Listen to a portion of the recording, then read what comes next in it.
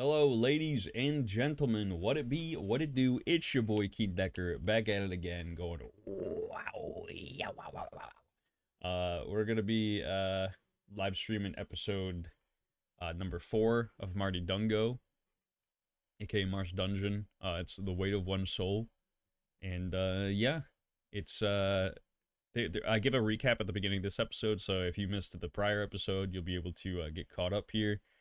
But yeah. Without further ado, let's do it. Can you translate that, Ace? Oh, welcome back, Dungeoneer. I was No, worried I'm you on have break. dozed Give me off 15. right when things were about to get good. In our last session, Lookdown woke early in the morning to find prisoners in the dungeon who had begged him to be freed. Lookdown, confused and angered, approached Marth about this and why the men were locked away. Marth replied that some people in the world wish to do harm to others and deserve to be locked up because of this. Seeing this, Lookdown didn't fully understand his methods, but Marth brought him to meet Penelope, a young prisoner that had been transferred from an encampment in Bilms. Penelope stated that there were more children just like her being sold as slaves daily, and pled with the party to help her. With no dispute, the party agreed to lend assistance, and Marth, knowing that they'd need provisions for a long adventure through Petovia, used the book of Na Turuna to levitate the castle to Verlight Gardens. In miraculous fashion, the enchantment worked, and the party was in Verlight in no time at all. What is this? Discord team? What? You live stream to the Discord. Yeah,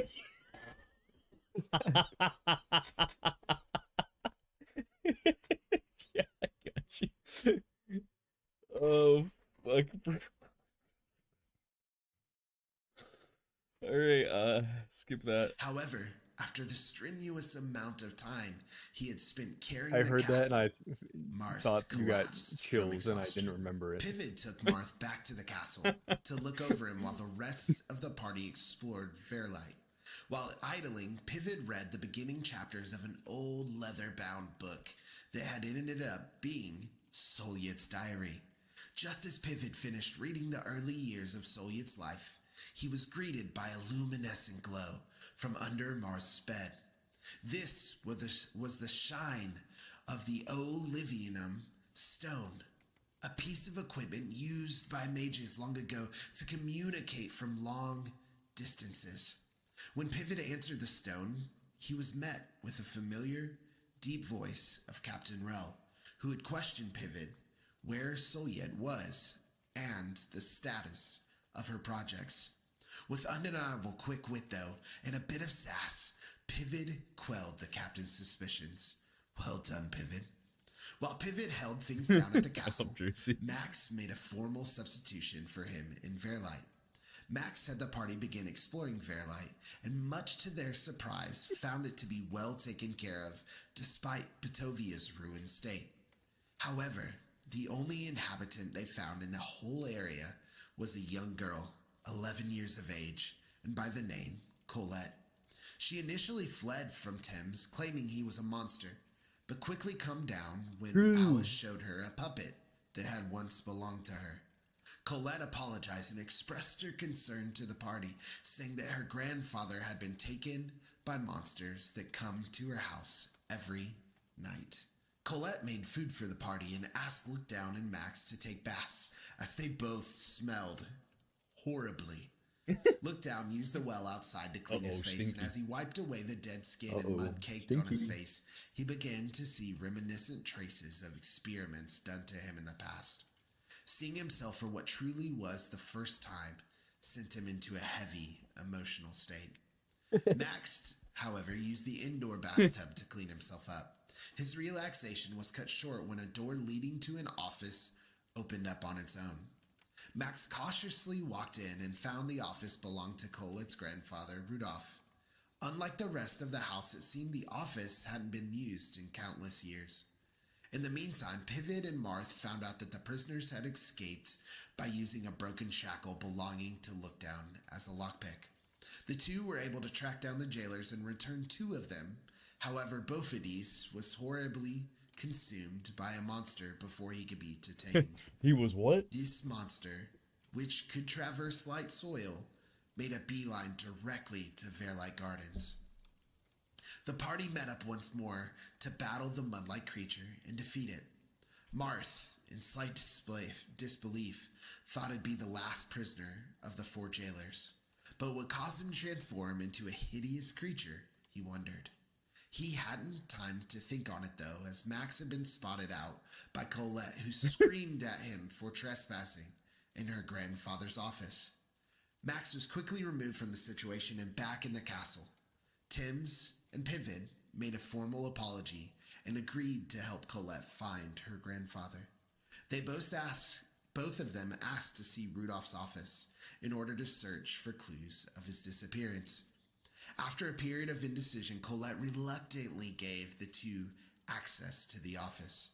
Timms found out, however, despite the office being unused, that the grandfather's clothes were still being washed. Pivid found articles of newspapers on the ground dated back 60 years from the current time. Pivid didn't come across any clues, however, while reading Rudolph's notes, and did come across an entry, though, from Rudolph talking about the Herbetian girl named Belle. With several questions, Timms and Pivid returned to the living room, only to find that Colette had fled the house through her bedroom window. Is Colette hiding something? No. Will the party find her grandfather?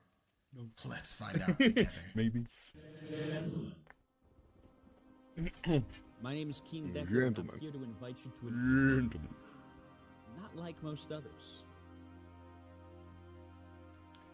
An evening where 4 streamers are pitted up against one another in hopes for fame and fortune. Will one streamer rise to the top and unlock fortunes like no other?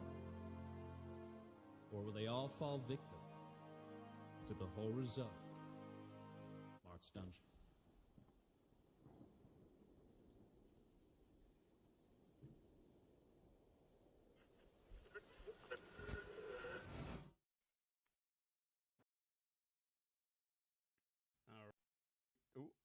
All right. Hello and welcome, Dungeoneers. How are we doing this evening? Oh, Dungeoneers. Welcome back to Marth's Dungeon. I hope you're excited for tonight's episode. Am I gonna? And what if I was? What if I wasn't ready for tonight's episode? How about that? Here it is, just being awkward for everybody. All right, everybody laugh at Josh right now. That was incredibly cringe. Well, I figure out everything and get the music back on. Okay, thank you very much. All right, let me get this music going. Perfect. We are going to start off with look down in just outside of the headmaster's quarters here. You've been staring at this well for quite some time, in quite a dilemma, and in somewhat of a shock. And a lot of time has kind of passed you by without you necessarily really acknowledging it or noticing. And a single ripple falls in the well, and you see Serviad Daniels appear in front of you, and he says, "Listen, champ, I know it's probably not the best time, but I remembered something that, something that was bothering me. It was racking my brain, and I felt like I had heard the word, or rather the name, Rudolph. It was Stippens, right? Rudolph Stippens. I've heard that name before, and I thought to myself, how could that be possible? Until I remembered. It was about perhaps maybe 50 years ago or so. You were just a child, just a baby. I do remember there being one Rudolph Stippens in the dungeon. Very, very sweet, pleasant old man. He always smiled at all the prisoners that would come in. Always seemed so full of hope. And just lit up the room every time he came back inside. He would greet the prisoners with a smile. died. He died a long time ago. He was one of the prisoners that I remember latching onto life for probably the longest that I had seen up until you. And, it seemed like he was hanging on to something, hanging on to some sort of hope. So I don't know, it can't be the same Rudolph Stippens, I wouldn't think. I mean, if it were so, how could that even be true? Anyways, I'm sorry to bring this up now. I don't mean to push anything else on you. Why are you bringing this up to me? Well, it's a bit troubling. I just have a strange feeling about this girl. She claims to be his granddaughter, but if that's the same man, he was gone a long time ago. How could she even be here? It just defies all logic. I don't understand it. I feel like this Colette girl White boy, do you want to play some knows flex? more than she's letting on. That's Which all. white boy? And You, then white boy. disappears. What should I? I'm in Palace of the Dead right now. Mara. Ace, it's time to heal. It's too late. I've already got Josh with me. And I'm dragging him down. Schizophrenic can't give you all the answers, boy. Only most of them. What would you like to do, Look Down? Are you gonna stay outside for a bit longer, or you did kind of in your just absence staring into the well, see a couple things go by and not really think about them, but you did see the rest of the party go inside into the headmaster's quarters, and they've been in there for a little while now. Alrighty, I suppose I'll slowly make my way over to the door and Perfect. inside. Perfect. So you make your way in, and I canceled all my food delivery subscriptions and upgraded to cooking. Stop! And it's totally transformed the way I Stop! eat because every meal is Fuck off! rest of the party. Garen. Bismillah. Can Garen jungle now? Kinda. Oh, Just give God, me I got one it. Arm second pretty to load well, all but these he's sweet, kinda sweet hard to assets. gank with. We might have a patient on our team. Look down as you kind of walk in. You see Alice, just kind of leaning up against the wall. She's just been kind of chilling out here for a while, just watching things as they go down. Alice watches. And you see an open door just to your right, and through the door you kind of hear a couple of people just kind of shuffling and talking. I just walk to the door and just kind of like I look over to acknowledge Alice, and that's about it. And then I walk to the door. Yo. Perfect.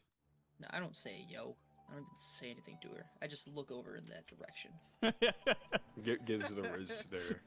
He's got the look. Could you It's scroll like- the map down a bit, King? What's that, sir? Could you Yeah. scroll the map down a bit so you can see? Yes. Oh, it's not following that. I am a fool. I am a fool. Got him. There we go. There we go. There it is. There we are, everyone. Sorry about the inconvenience. Look down. You walk up to the door, and how do you do it? Do you just kind of walk normally? Yeah, I just kind of walk and just stand in the doorway. you walk up to the doorway right as Pivid and Thames are having a conversation about the room's state, and you just kind of catch like the tail end of the conversation, and it seems that they're talking about Colette. Gotcha. I'm actually just gonna stand there wordlessly, looking in through the door. Perfect. Well, there's nothing more for us in here, I believe. We should probably head outside. See if we can find a trail out there. See if we can get more answer. Hi! Look down. Where? Standing there. Don't know. Where Colette? She went out of her bedroom window, as far as we can tell, while we were investigating her grandfather's study. We haven't seen her since. She mentioned that she was going to some kind of hiding space. I don't know. Can I look around the room to find a hiding space? Sure. Would you like to look around the living room, or the other? Oh no, her room. Okay, sure. Room they're in. Sure. You walk into the door here, inside, and do an observation check for me. The first time look down's ever tried to do anything. Thank goodness my observation's good. That's still only an 8. An 8. Fair enough. You look around the room, and it seems like a pretty, just kind of normal child's room. Very, very well kept. The toys are all kind of stacked in the chest. There's just like a couple playing cards on the desk, and you do see that the window is open to the outdoors. You do also see a couple of scratch marks on the rug. I checked the scratch marks, Sure. I guess. You look at the scratch marks, and it seems like they were kind of clawed by a small hand, a small human hand.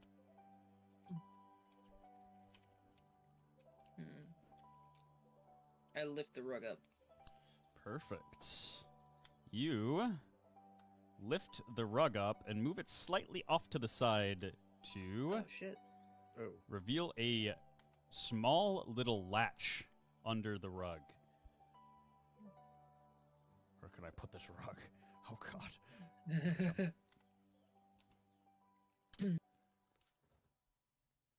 I also enjoy the fact that y'all can hear me wherever I go because you just hear chains rattling the entire time. Just hear the, like furious rattling of chains. Pivot's gonna kind of creep up to the doorway. Perfect. Creep over to the doorway and look inside. Tim's will just walk normally to the doorway. Take twice as long to get there. Alice, what would you like to do? Also go towards the doorway. Pog, pog, pog. Why is everyone going towards Walkers? the doorway? What's in the door? We're getting our past revenge this on Look doorway? Down. We're looking in on him this time. Oh no, wait. This is weird now. We three kings.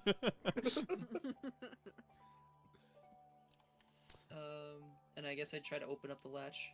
Perfect. You go to open up the latch to the small door here, and it opens up just fine, actually.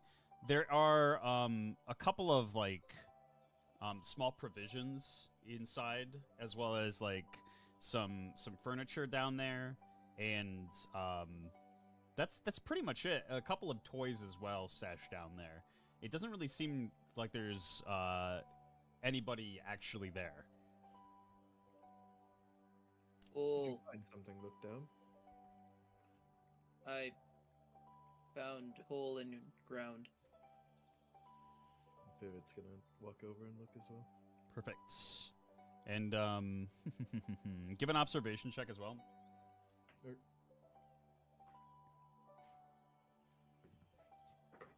That went on the floor. Person. 13. 13. Same kind of thing. You look down through the hole and you Oh. see furniture, toys. Wait a second, was that in game? No, that Very was dark. Hmm.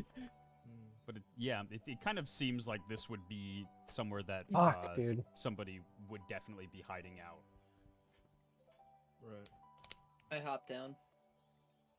Perfect. Oh. It's relatively shadow. It's relatively shallow. Is just enough room for you to kind of get down there and hang out. And like the door to the latch of the door is kind of like just meeting your head. It seems like it was made for children.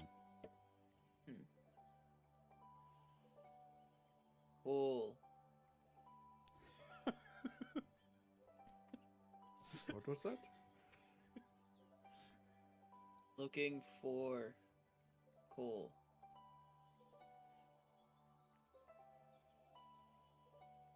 Colette? Yes.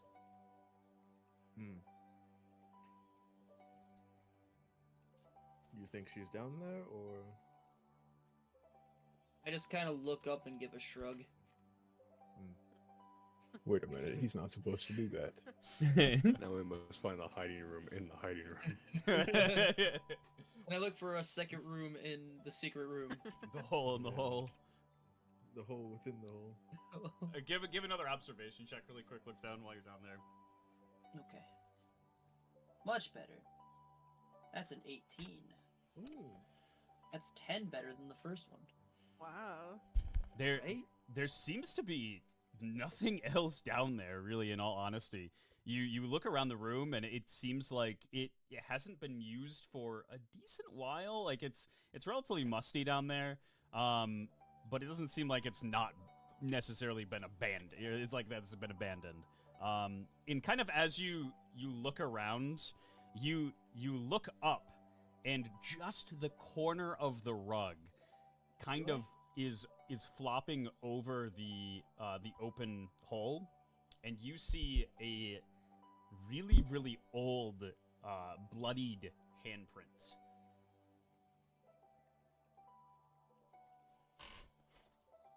I point to the rug so Pivot can see me. The rug? And Pivot's gonna crouch down and like pull the rug back. Perfect. You pull the rug back, and it does seem to be just like a larger handprint, bloodied for a pretty long time. It seems like it's been on here, and it just hasn't been cleaned.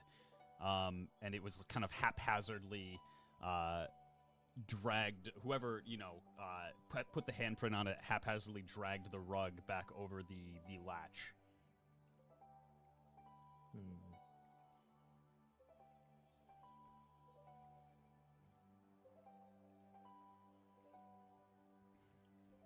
Also, I'll jump out of the pit. Do I generally get an idea of how old this blood is, or is it just very old? You can tell that it's pretty old. Yeah, it seems like it's been there for a decent while.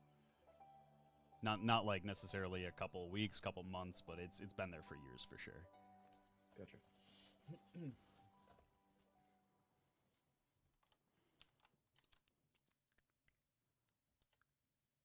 And you, as you're kind of just hanging out in the room here, you do hear, just a very distant, scream, feminine scream, from way off. Max, we need to find him.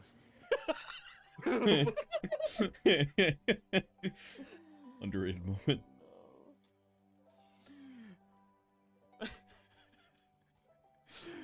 Oh God, I hate you.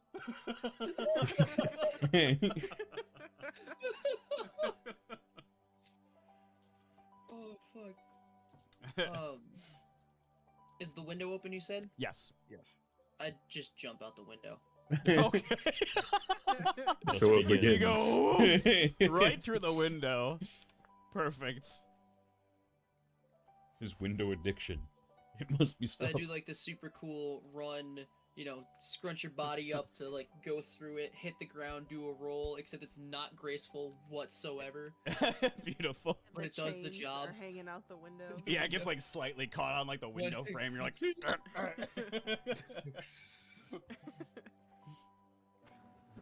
Tim's gonna go run over to the bathroom to go finally get Max's clothes, perfect. and then I'll run out the front door.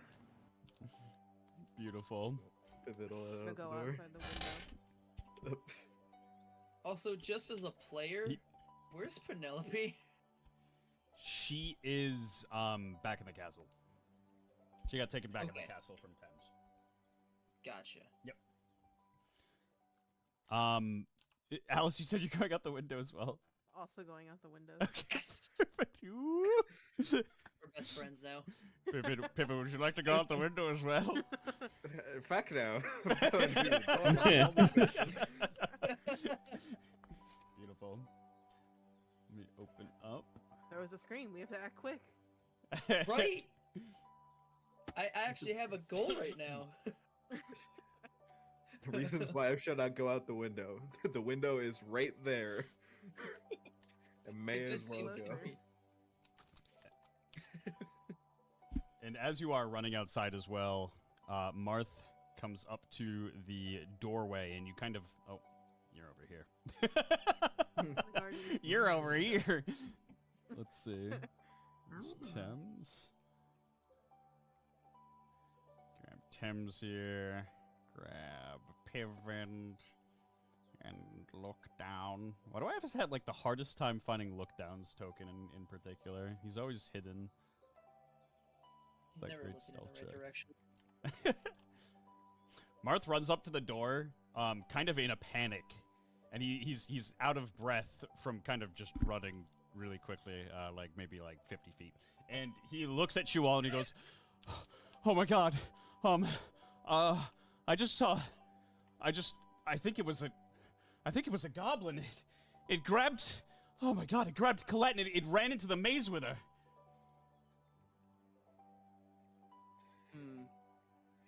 Well, I suppose we're heading to the maze then. Take these, and I hand him Max's clothes. What's this? Oh, ooh. I'm not keeping it on me. And Marth like nods his head and he's like, yeah, okay, I'll be right back. I'll be right back. And I just go to the maze. I'm running. It's straight for it. Still running. I'm going at the fastest 10 speed, which is a solid 40 feet when dashing, I think, if dash is a thing. yes, dash is a thing. Run Yeah. fast as fuck. I feel like I just kind of run like on like pseudo all fours. But like that's just my brain wishing I was part gorilla. You run like a werehog. I'm imagining he's Exactly. like skittering around like General Grievous out of Star Wars. Yes. Like disjoints his arms. And my toolkit is like acting weird, so I don't have access to like any of my. Oh, there we go. Perfect. So you run into the maze. Who wants to take the lead? Yo. Perfect. Look down takes See, that was the the lead. player saying yo, not look down. No, look down, said you. Hey yo. Hey, yo. Hey, yo.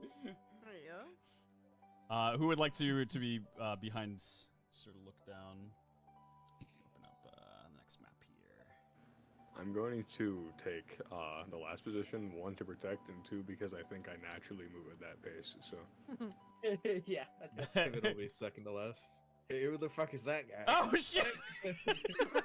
Max getting he's here. He's Oh my everywhere. God. Never Why is he stops. here? He will not cease. Okay, Pivot's taking the second to last position here. You're actually almost all in position. Perfect, except Max, Max was somewhere. swords. Just lurking. So He's always watching. you enter the maze, and it's beautiful in here. It is all marble flooring. There are I would say probably about 10 feet in the air stone walls surrounding you everywhere, with hedges popping out from the top of them. All, yes, yet again, being very well maintained. And look down, as you come through, you see that there are 2 different directions you can go in, and a wooden sign with words that you can't really read on them in front of you.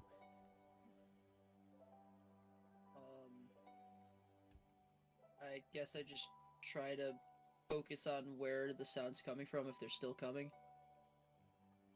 The sounds, you actually, you don't hear them anymore. Yeah. You do not. I guess I'll just step forward and look left and right.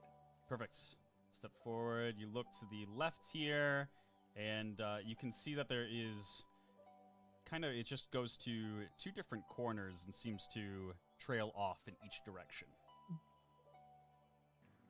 Pivot, we need to find that door. Yes.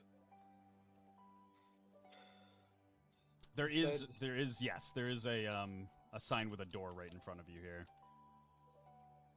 No, Pivot's actually gonna like walk up to the sign to try and inspect it, see if we can see what it means. Perfect. You walk up to the sign here. I just kind of silently watch you look at whatever you're looking at. You look at the sign, and it says simply, When I started my record label, the business side of things, Stop! taxes, finances, definitely felt. password. It's not what it says. When I started my business. Looking directly at the sign, Pivot will say Stippins. And as you say Stippins, the door opens right up for you all. Oh. Holy shit! Let's go. Speak friend and enter. And that's what good investigation gets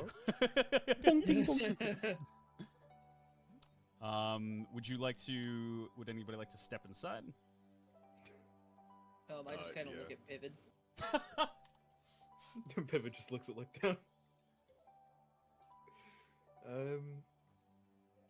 Well, preferably I would not like to go head first into danger. Gentlemen, may I remind you that there is potentially a child dying. I go through. I mean, I go through like halfway through whatever Thames was saying.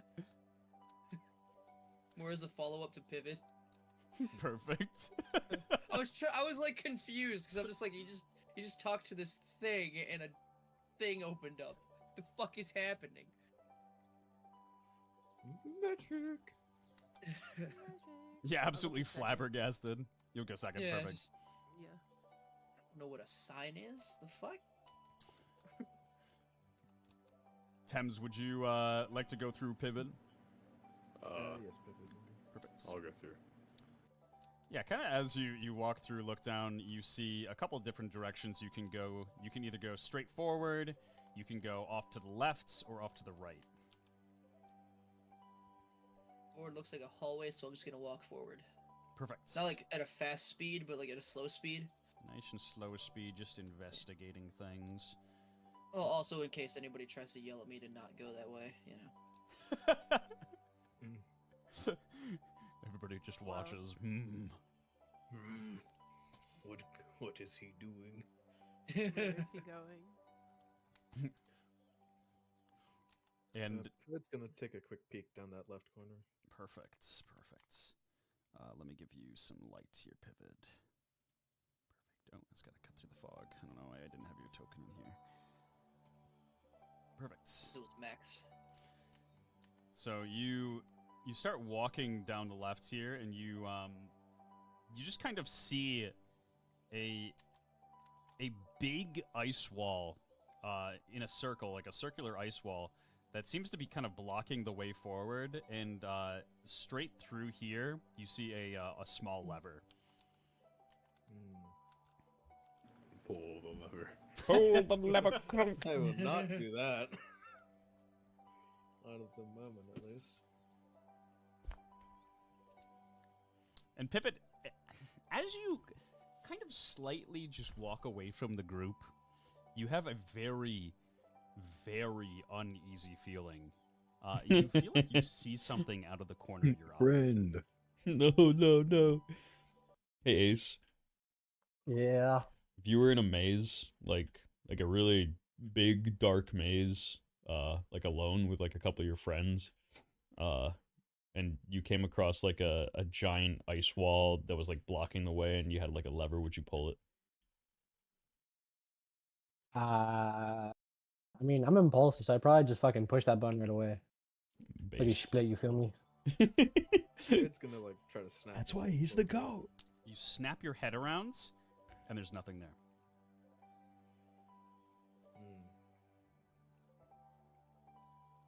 Yeah, fuck that noise. Perfect. I keep going forward. You walk forward, look down into a. Actually, I'm gonna reveal it all to you here. As you kind of walk in, it lights up. Oh shit. Where's my revealy tool? Come on, you.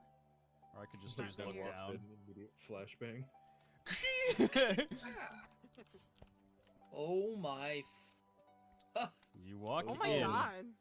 to a gigantic open room that seems to be what kind of looks like the end of the maze, or where most kind of tourists are kind of attracted to, just like the ending.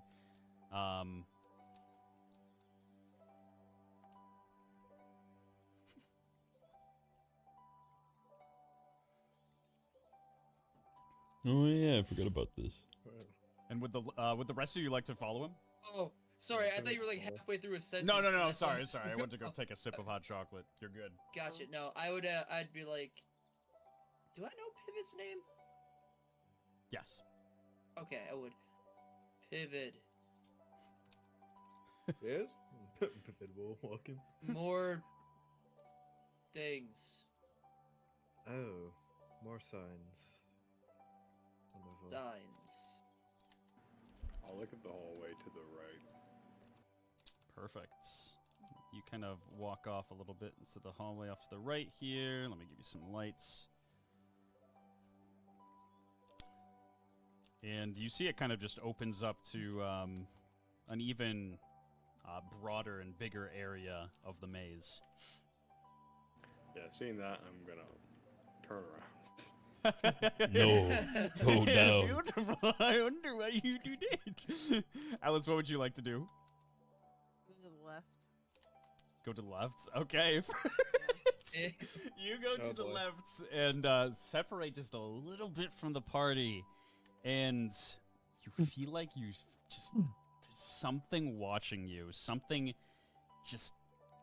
That ever-lurking presence that just seems to be kind of harping on you as you're walking by. And you feel like you see something out of the corner of your eye. Say out loud. I don't see you. Then we'll walk back to the group. I just think of like the SpongeBob, like somebody's trying to sell me something. Yeah, you see a little creature jump behind a rock. And yes, you all walk into this gigantic room with a fountain at the end of it. A bunch of colored squares with signs on each and every single one of them. And it just, yeah, it seems like it's some kind of maze inside of a maze. I'm amazed. Wow. Pivot's Thank you. gonna try to walk forwards. Okay, Pivot, where would you, right where you are here? Gonna walk forward. Yeah, just like one tile forwards. You go to walk forward and kunk, your head Bro, the hits fucking a minion glass block. wall that's directly in front of you. I walk forward. You walk forward and kunk, your head hits a glass wall that's directly in front of you. Go a little bit more to the left and walk forward. You walk forward and kunk, you walk right into a glass wall. Can I hit the glass wall that's to my top right with my hammer? I have a 134 IQ. I make less money than friends who barely passed high school. Here's what I That find. was crazy. Right here? You want to hit the glass wall? Okay. You hit the glass wall, and it comes crashing and shattering to the ground. And it opens up the tile for you. Okay, I'll continue doing that as far as I can go. Wait. Hold on. We know. What was it that the notebook said? What? The Civilonian? Is what it said? The Guardian of the Maze? I don't know if it would be wise to keep breaking things within the grounds if we're being watched. Every second we spend dilly-daddling, they potentially are dying, though. True. While they're talking, I put my hand against the glass and then continue left and just hold my hand there. Like, kind of walking to the left? Yeah, just gliding like it along. kind of. Yeah, not in a like I'm trying to figure it out way, just in a quizzical.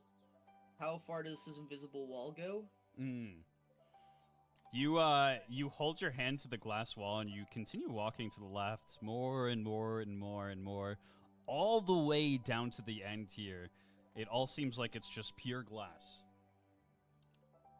Stuck.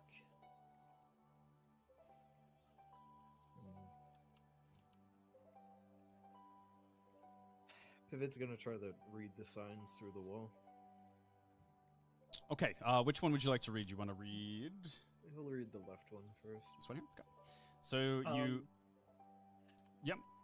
I'm not gonna lie, I kept thinking that it just hit me now that those are black tiles. I thought it was tiles that were like gone and there was nothing underneath them. I see where your confusion would be. Yeah, that's why it just clicked. I was like, oh.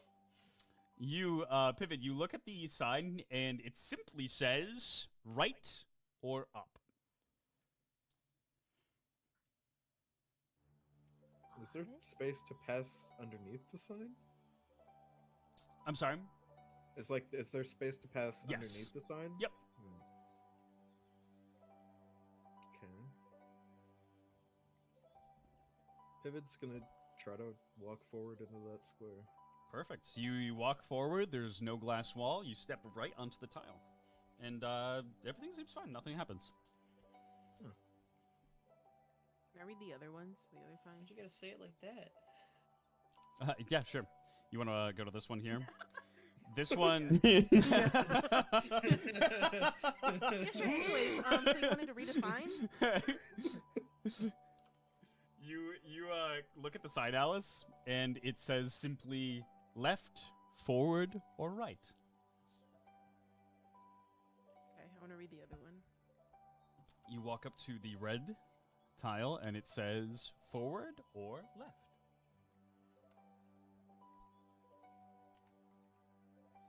That's all I want to do. I don't want to take a step on one. Perfect. Thames, what are you up to? Are you still smashing glass? He's just gonna fucking bulldoze through the walls. I'm gonna go full, like, excavator mode on this. Okay, perfect. You walking up to this this next tile here? Yep, This one I here. got my work boots on. Can't do too much damage to my feet. Thames, you walk up to this tile and you step on it, and just like it's the craziest thing that seems to be happening to you. You go shoop, and you flip right back, and you roll an observation check for me. Okay, hold on. Gotta get my D20 out. Wow, unprepared much? Wow. Sorry. Yep. For some reason, I have all my dice above my D20 out. Bruh. Whoever used the D20 for anything ever. It's This the Josh D8 guy's a dice. savage. That is a 14. You Call just- Randy. once you kind of feel like this strange presence just around you, and a small little grunt from what seems to be right in your ear. Right, just to your right, in your right ear. What is the point of putting glass if they are going to have an invisible shunting magic acting as the walls? And I'll go with pivot. Perfect.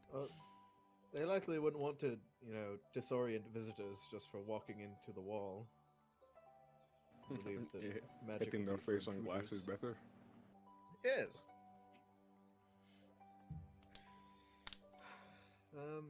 Pivot's gonna try to walk right. Perfect. You walk up to the right, and nothing happens. Everything's great.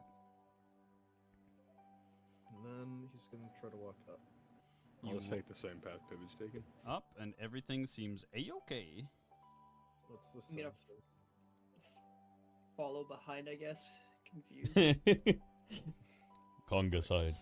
Except I'm gonna start where Thames, right behind Thames. Okay. So when he moves, I'm not gonna start. I'm gonna, You get right on top of Tenz's back. Just like jump on him like a bypass. Where would you like to go next? Sir Pivot. What is the sign? So just left or right? Yep. It says left or right.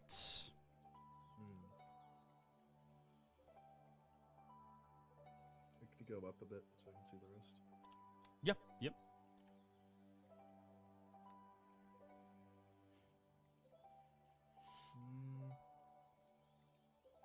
I'm gonna try left. Okay. You go to the left, and everything seems, perfectly fine. Thames, you kind of step forward, and look down. You fall along the little polka line.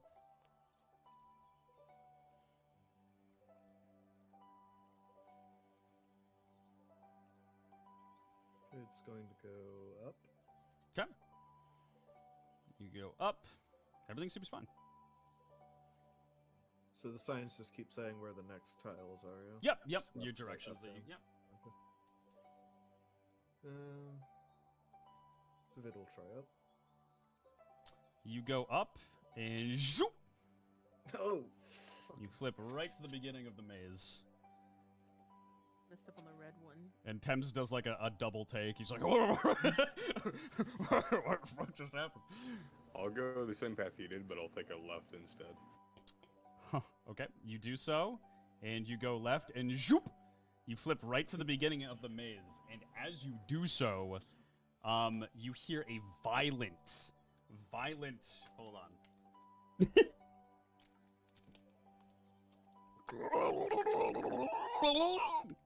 Violent scream.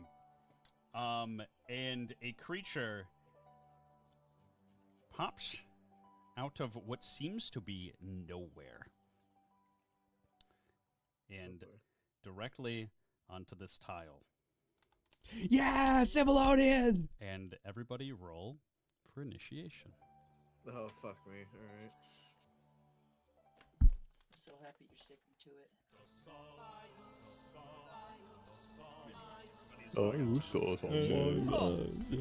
It's a nat 20, baby. Ooh. Okay, perfect. I got a 4. 14. 20, 14, Alice. Okay, Pippin, what you got? I got a 9.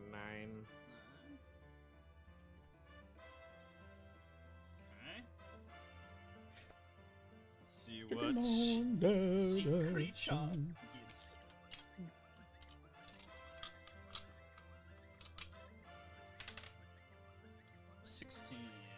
Okay. So look down, you're gonna lead us up. Ready? Establish one more time. Yeah, so I'll walk forward. 'Cause I'm assuming I have to take the correct path to get to it. Yes. You you walk forward. And then I'll approach it and I'll just... I don't know what the heck that thing is, but I'm gonna punch it. Okay. Go ahead and roll the hit.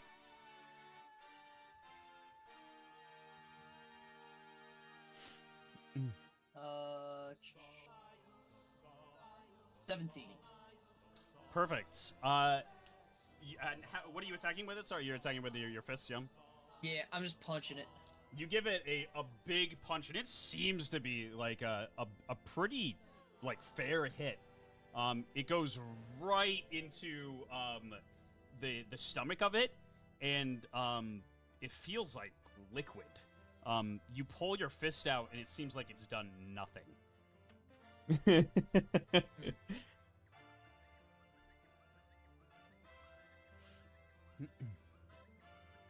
I just stand there looking at my hand, I guess.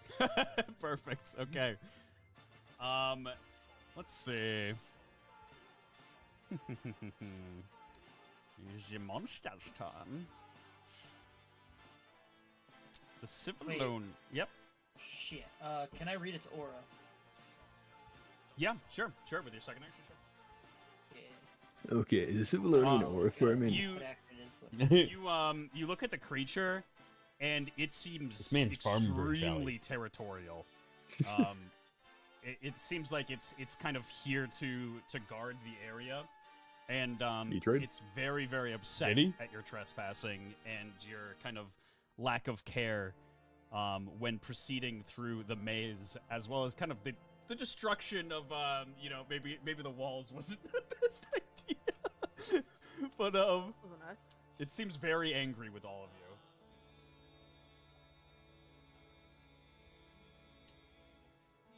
Gotcha. Perfect. Then I don't apologize. I don't give a fuck. The monster is going to turn to you and attack you. Look down. And it rolls a 7. It misses. Okay. Go ahead, Alice. Okay. Well, I'm gonna have to take the same path, huh?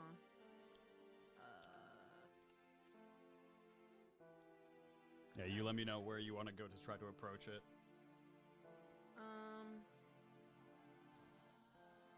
Can I go off of? I'm gonna go off of the middle black one. The middle black, Try okay. to go forward, yeah. And try to go forward to where like look down is. Yeah. Okay, perfect.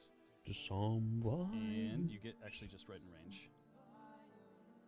And what would you like to do?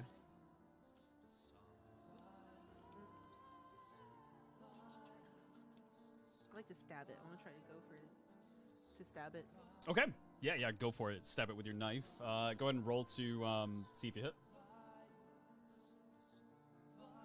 19. 19. Yeah. Again, it seems like you really give like a good precise hit to this creature, and it goes right through, and it feels like liquid on your hands, and it seems like the monster didn't even pay any attention to your swing. Oh my god, what does it look like? This thing looks like a kind of. Has anyone actually made it to level 4 before? If you're slightly Why? congested, use level 1. Bro, If you find yourself fuck off. Constantly. They have mastered the art of comedic timing with those It's ads. just so bad. I love it. All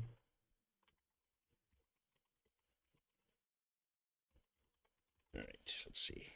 Falling apart. Liquid, just gigantic monster with a like a vacuum, is that what you said? Yeah, Oh, you need a we need a vacuum. We gotta vacuum him up. He won't be able to do nothing. Pretty solid idea, actually. And anything else with your turn, Alice? No, I'm just gonna step back a little. Just right behind. Look there, please don't hurt. It is.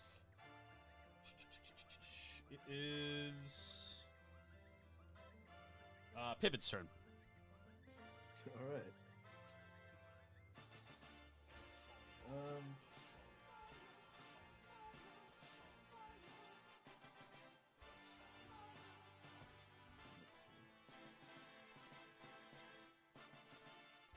Hey. Hey.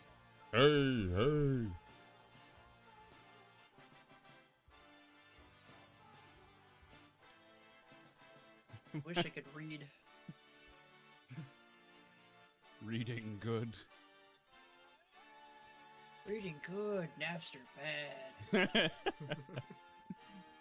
So, if I'm recalling correctly, the note said this thing was somewhat intelligent.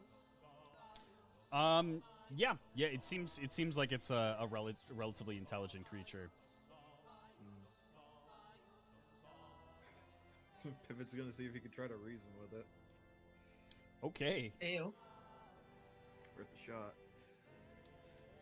You what would you like to say to it? Okay.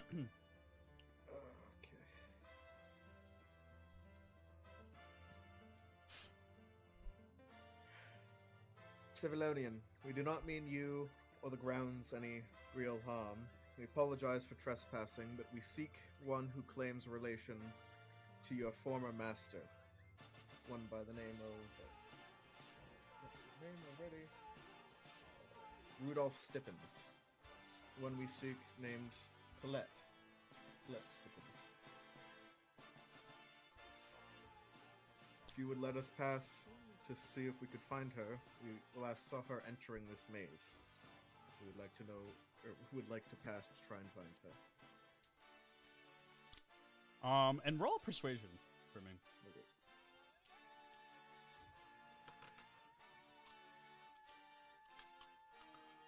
$17.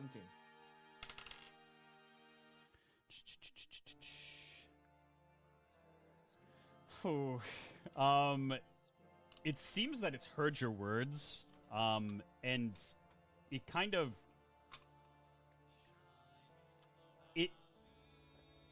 You kind of name-dropping people that it knows, especially the headmaster that it kind of, saw every single day, it kind of doubles back and looks like it doesn't really want to hurt you, but also feels like it kind of has to defend the area, and it seems like you don't entirely get through to it. Okay.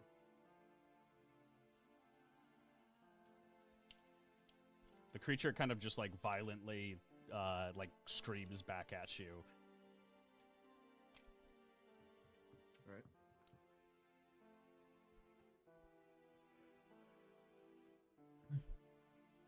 Pivot big brains.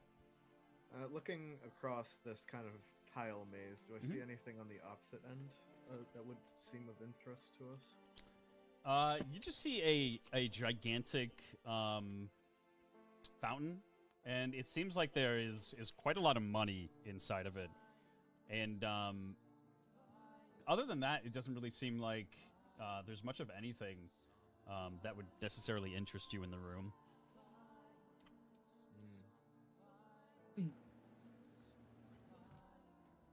I didn't check if that ice was recent.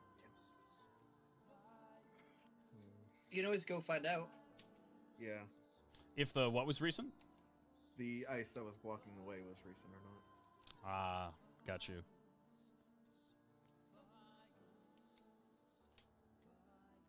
I think me and Alice can handle it. Something that we can't damage. The ShamWow, maybe.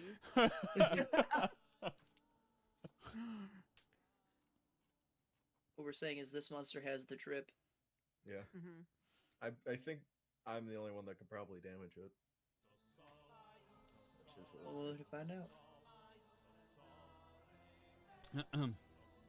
out. Anything else with your turn, Pippin?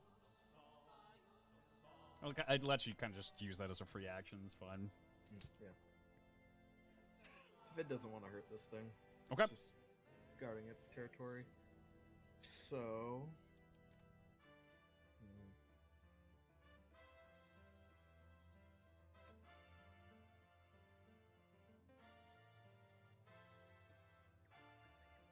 Pivot's going to say, "Look down, Alice. I don't think we need to be in here. I don't think it will follow us outside this room, or at least I hope not. I think we can just leave." And he's going to back down the hallway. Perfect. Back down the hallway. You want to kind of just do it slowly and not use your entire movement, or you want to kind of book about it? half the movement. Okay. So I think... Right about there. Yep. And, Thames, it is your turn. I'll just leave. Perfect. Follow behind. Are you going past Pivot, or are you kind of staying in front of him? I don't really feel like bowling over him right now, so Perfect. I'll stay behind him. You start backing away, and Look Down, it is your turn. Okay. I'll just kind of look at Alice with like a quizzical quick look. We leave. Yeah. I guess. Okay. And I hate that it's done in turns, because Look Down would leave with Alice, but also wanting to take the attack of opportunity, so I'll just leave. Okay, perfect. You going back kind of the way you approached on the black tiles and down like that. You kind of start to walk away, and it is actually going to take an attack of opportunity on you. Yes'm. That is a 15. IC is 12. Unless the tin armor adds something. No, that's just there to block damage. Okay. For you. HP bar. He's a thick boy. Let's see, roll here. Okay. Damn, boy. You thick boy.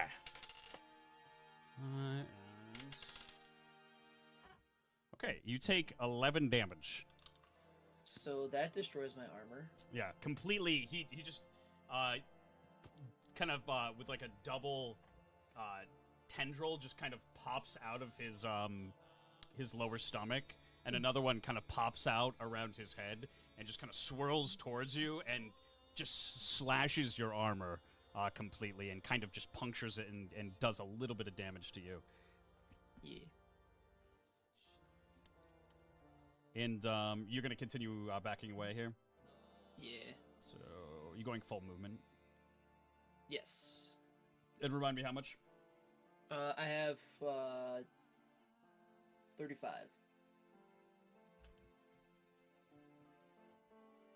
Yep, okay, there we go. Perfect. It is... it is the monster's turn? Really? I thought it was Alice. Alice is directly after. She rolled a 14, yeah. But Did I you would have done that differently. I'm sorry, Alice. Did I skip? Sorry, whose turn? The Civilonian last turn. No, he went to attack and it just completely missed. Look down. Gotcha. The Civilonian sees that the rest of the party is kind of leaving, and it's gonna get like close to Alice and just kind of like look her in the eye and just kind of sniff her. Weird. It's just a sniffly little guy. Alice, what do you do? Okay. What's your reaction to that? Big sniffer. Let him sniff me. Okay, Just perfect. sitting there. You let him sniff you, and seeming as though there's no kind of reaction or retaliation to him just kind of being there, he is going to just back away just a little bit and just watch you from afar.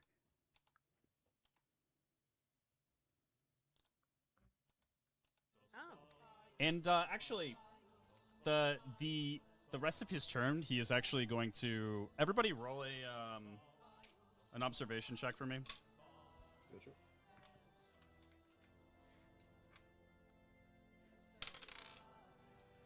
Wow. 18. 15.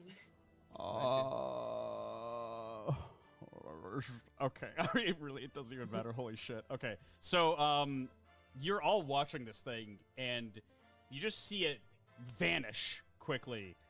And, Alice, you feel like you feel something watching you. You feel like there's something just at the corner of your eye, just in your peripheral vision, that you can't really see.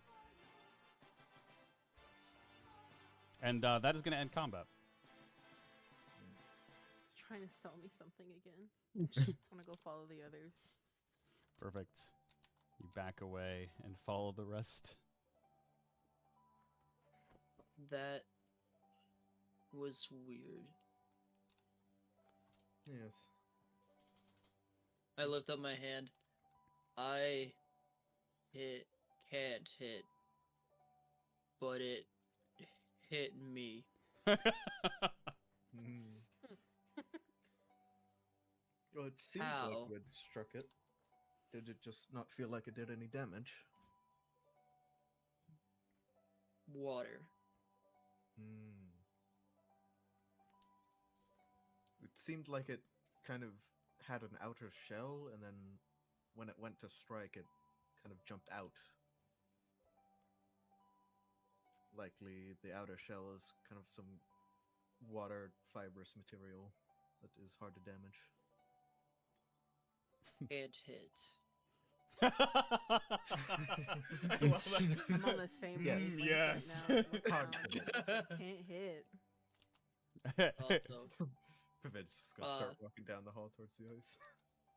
I am also standing in front of Thames. I look down at the destroyed armor.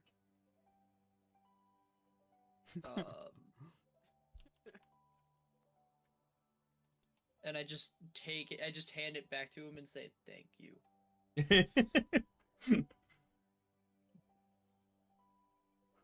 Well, that is going to need to be repaired later. But glad it served you well. Anyways, let's get going. Where? I'll follow Pivot. Okay, perfect. Follow Pivot. I'm assuming Look Down kind of follows as well. Alice, where would you like to go? I wait for Alice though. Like I don't just. I just kind of look down the hallway at Alice before I leave. Fucking, was it real? Was it real? Stare. You turn around. Okay. You... I want to turn around and just say, "I can't believe you smelt me." And leave. Perfect.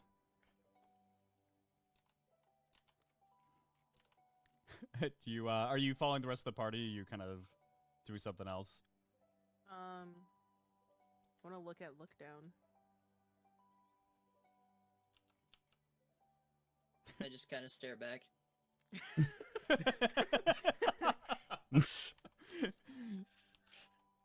And yeah, go ahead. It's as awkward as you think it is. And I'm gonna like motion, like, come on, let's go with the rest of the group. He smelt me. Look down. He smelt me. Why? I don't know. Do you smell good? I don't know. I didn't get the chance to ask. Man, this feels weird as a player, but Look Down smells Alice. You smell Alice, and she smells like, she smells relatively good. Like, she smells like way better than what you kind of are used to in the dungeons. All the rotten flesh and just kind of sweat and unwashed bodies. Alice smells, by comparison, like the best thing that you've kind of ever smelled in your life. Smell good. Thank you. Can we please stop smelling each other? Wow, it's like feeling the ice wall. Vivid, you feel the ice wall. Just give me an observation, just a general observation. Doesn't feel like kind of magical or anything like that. Nope. Okay. That was a 13.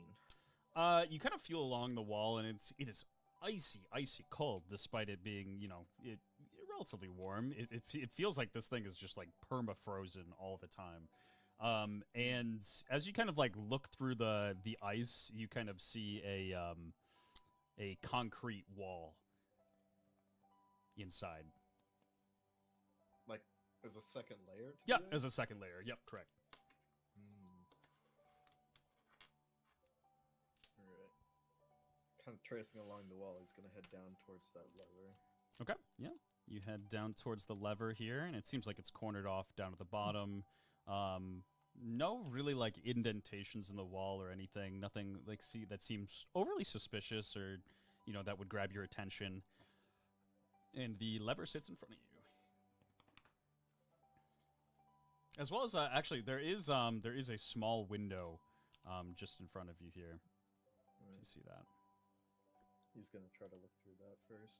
Perfect. So you go up to the window here, and you look inside, and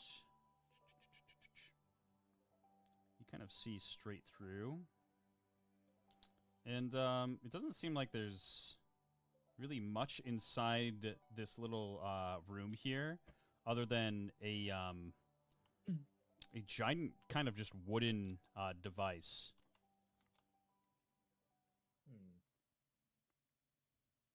Can I tell what it might do just from the looks of it, or is it just a little bit too complex or hidden?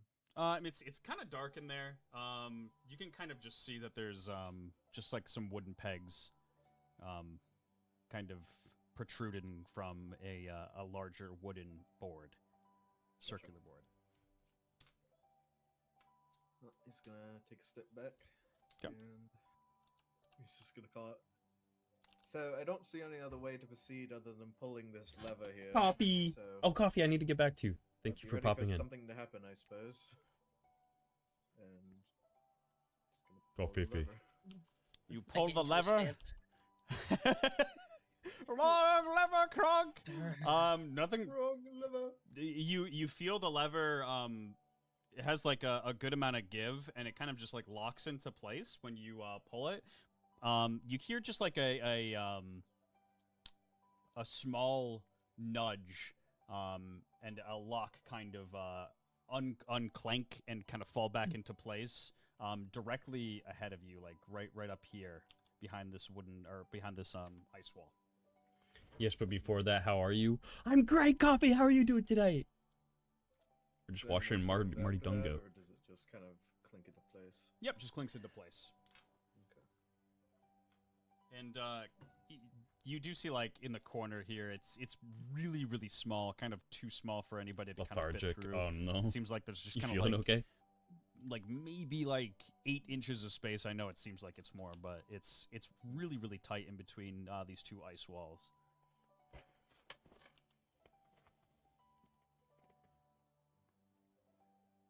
Anything happen on your end? No. They're sniffing each other, bro. Kind of step out of the alcove.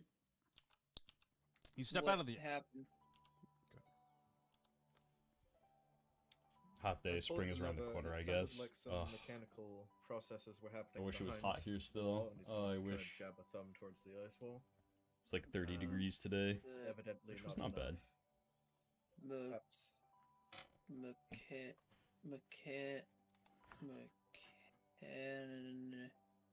what? Mechanical. It's like you pull one thing to cause a reaction in something else. So like turning a key in a lock to open a door. Like cells. Yes. Oh no. Not the right word. Not the right word. In a somewhat similar way, yes, like a cell door. But no open. No.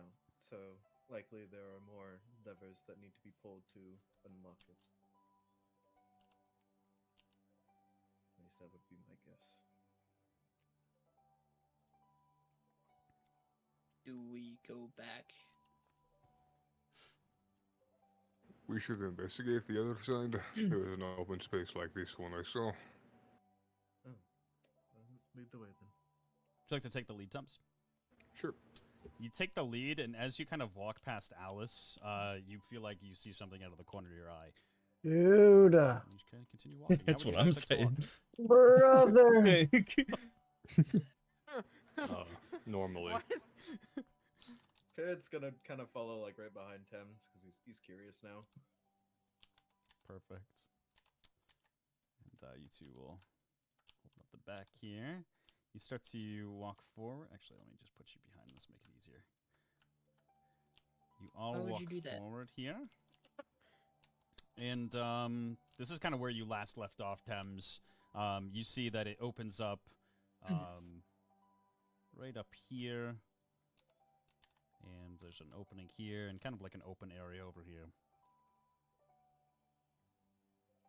I'll walk up and see if there's anything to my left. You walk up and you look down. It's Oh. a very Oh, narrow. another Hey, that one! one's in there. Look down counter! We're at 3. Let's go!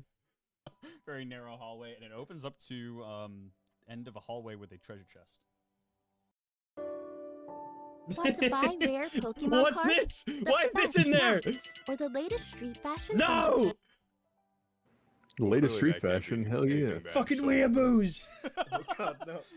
You go to grab onto the opening of the treasure chest, and it's locked. There's a little lock on it. It's gonna kind of like peek around the corners. You find anything, Thames? I thought that was me for a second. Chest. I'm just getting Not for ads on my own relevant to YouTube find the videos. child. Very sad. And I'll turn around. Get out the way. Thames, as you exit, you would you like to go down to the left, or you want to go just straight down? I'll just go straight down. Okay, perfect. You kind of go straight down, and it just seems very weird and disorienting. A bunch of various shapes, a classic maze that is just kind of intended to get you to walk around in circles. Tim's just going to remember the advice that his brother gave him in regards to maze, and that's to hug the right wall. Perfect. You hug the right wall, and what do you know? It kind of seems to lead in just one direction, which is very nice. It's a pretty welcoming sight. So, seeing that this right wall would actually, in fact, lead me in circles, I will continue into the next right wall. Okay, perfect. You hug the right here, and as you come around the corner, some creatures. Yeah, you talking. come. What about it? Do I hear them before I round the corner? Yes. I would like to stealth in. Okay, perfect. Kind of stealth around a corner here. Tim's is Sigma walking into it. Jojo walking. He can't stealth. He has a -5 to it. And like they're not necessarily paying attention to you just right off the bat. They don't hear you kind of walk in immediately. They seem to be arguing amongst themselves. And I love you these see little guys. this goblin right here kind of turn to the rest and he says, Big boss will be very angry if we do not find him soon. and the other two goblins kind of look at each other and like are scratching their heads and they're like, Not our fault! Not our fault! No! Can't be my fault! it's his fault, and points to the other goblin, and the goblin points to the first goblin and says, No! Your fault! Your fault! Spider-Man meme. May I ask what this is all about? These goblins swing around, and you see a visible just jaw drop between all of them combined, and they go, Monster! I am as much a monster as you are. Monster can speak, monster have jokes! In fact, I am the size of several of you put together. and they like kind of start to circle around you a little bit, and they're like, So you know where Big Boss is then? You know where Big Boss is.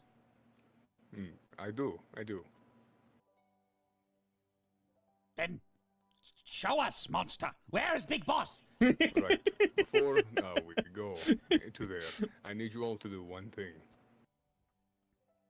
and they kind of like look to each other and they're like, yes.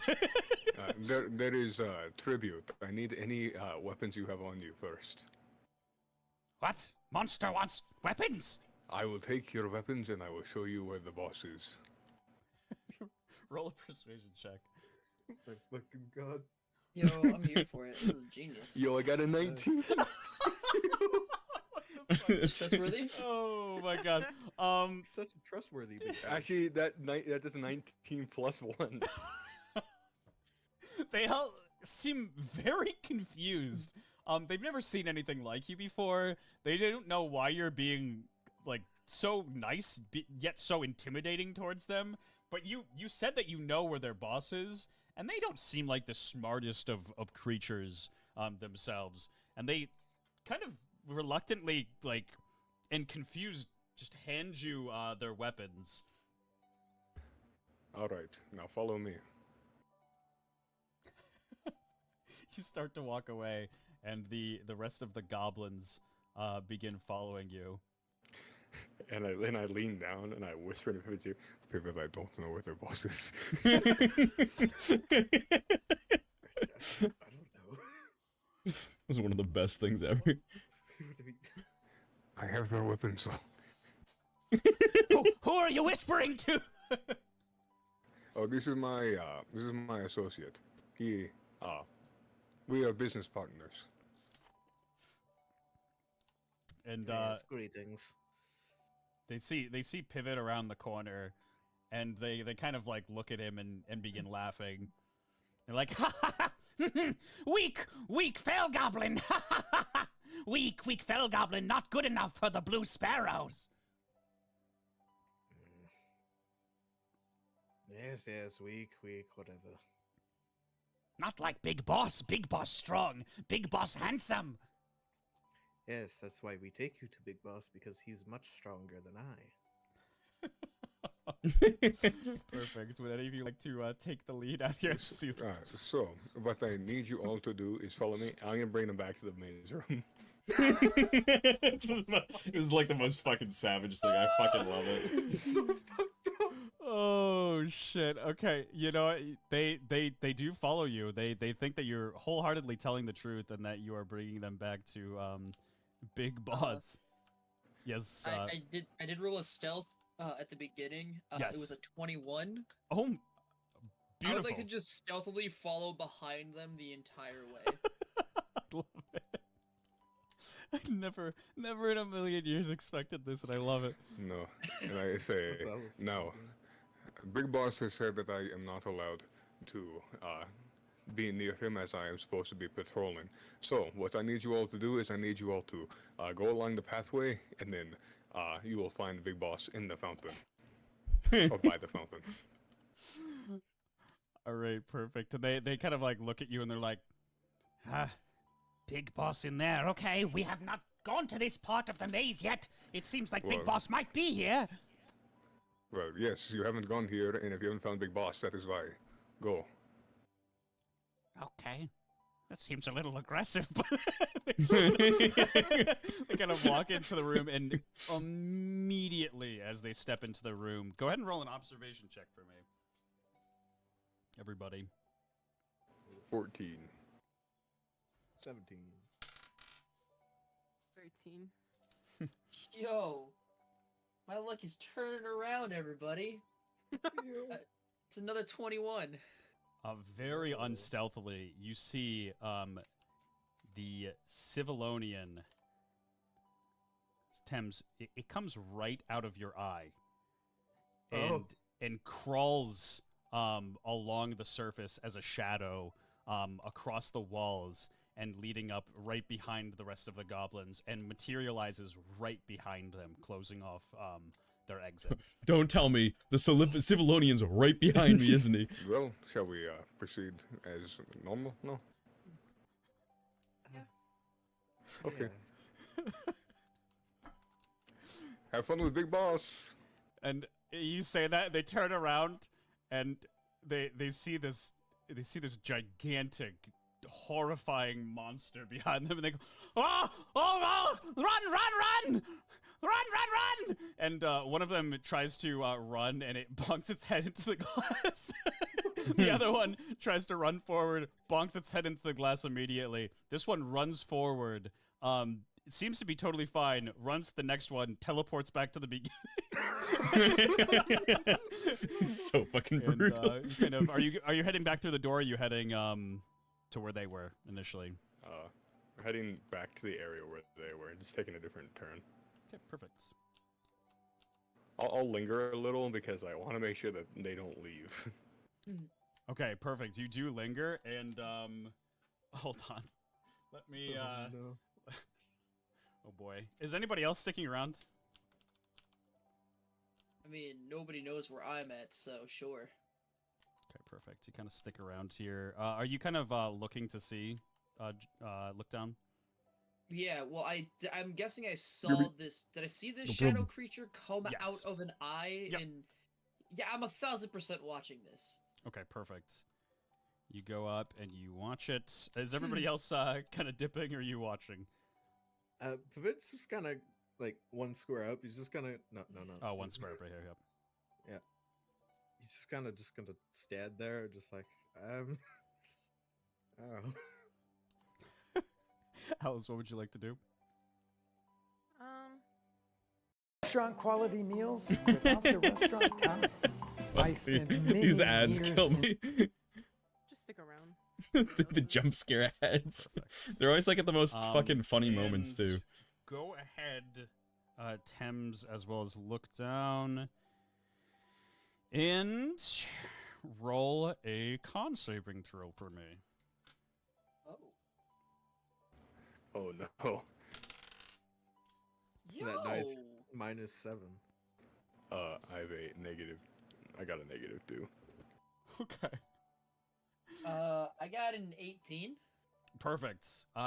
You pass the con saving though. You kind of just stare directly at this thing. It just the Civilonian makes this gigantic scream and begins to just shake visibly, and it turns into this horrifying creature, even scarier than before. And you can feel it start to kind of affect your vision, and you quickly blink your eyes, look down just at the right moment. Thames, you are kind of infatuated with seeing what might happen to these tiny little goblins, and the blood vessels in your eyes burst, and you feel just an immense amount of pain, and you're weak to organic damage, yeah? Let me check. I have, I'm weak to organic. Okay, you damage. take altogether 10 organic damage. Okay. And you are blind. Temporarily. Let's say for how long? For just for a little bit. It seems to just kind of go away after maybe 10 seconds or so. Okay. But it's like just a quick flashbang to your eyes, and your blood vessels just kind of burst, and you feel an immense amount of pain in your eyes. Yeah. Thames, being the Sigma he is, will wince and have that open jaw, but will not yell, as to not attract any other things here. The silent scream. Thames, as you kind of open your eyes back up, you see that these goblins are also kind of on the ground, rolling around and quivering.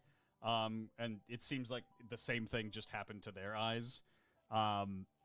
And you see the Civilonian. Oh God, these poor fucking creatures, man. The Civilonian, it seems to just start mauling into them, and they are dying very, very quickly. Very well. I've seen enough, and I'll continue to the right. Roasted pepperonis. Perfect. That's how you take care of goblins. These poor goblins. I think I made a short of this and everybody fucking loved it. There's a little. You fucked with my friend. There's a bunch of TTRPG people that popped in. They're like, "This is great." I look at Away their Thames, weapons. and I just go ask, how do that? Get them to follow me. No, I think. Oh my God. Oh. Yeah, you just see blood dripping down Thames's eyes. It just... I point to where the creature is at.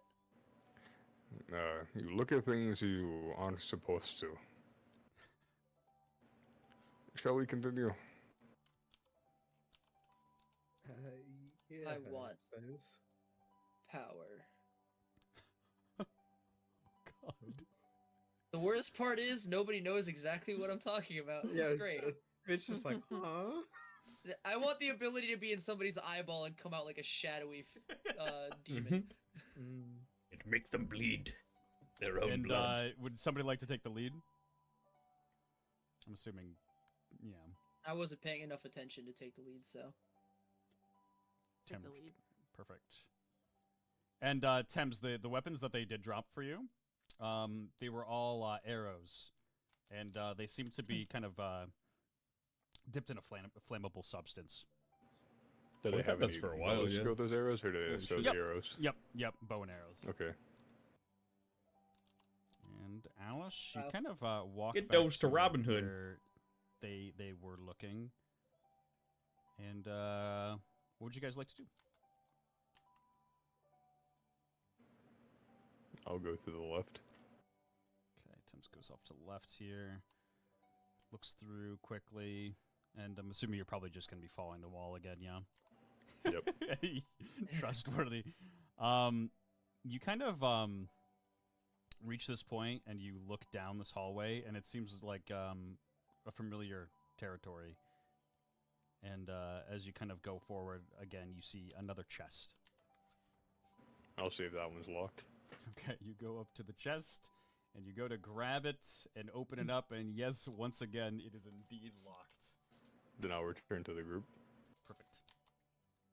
I'm just waiting for one of these days for Thames to like look at a locked chest and like it's fucking God of War 2016, just break it open. No, you're supposed to tap X repeatedly. I'm waiting for one of these chests to be a fucking mimic. Alice, roll an observation check for me while you're here in this room. A 12. A 12. You don't really notice anything that's kind of too abnormal in the room. It seems like it's just a giant opening and that these goblins just kind of ended up getting lost in here while looking for their bosh. How high are these walls? These hedge walls? 10 feet. And how far does the wall part come up? What do you mean, sorry? Like how far? Like, cause it looks like it's like a hedge wall, but I see like stone around it. How far? Yeah, does so the stone so go the up? stone reaches 10, and then the hedge is kind of it goes up a little bit further, like maybe a foot and a half. Gotcha. Can I launch myself over this thing? Let's see. Go ahead. It's a little bit. Yeah, absolutely. Go for it. All right, I just launched myself over it. Are you grabbing onto the wall, or are you kind of trying to jump on top of it? I take a 10-foot running start and then just leap. You give a big old leap, and you kind of hop, and you go directly. You go into the hedge.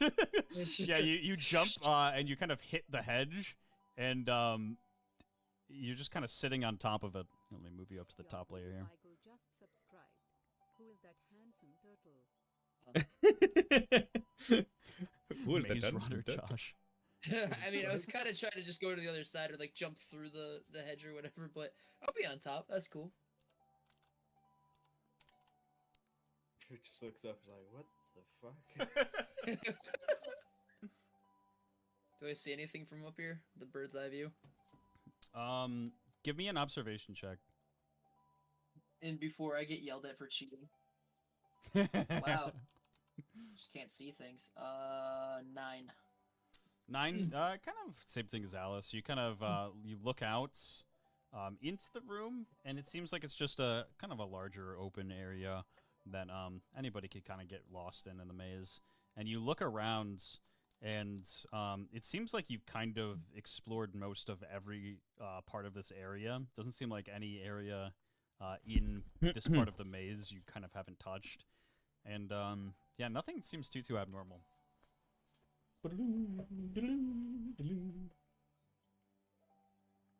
I just chill up there.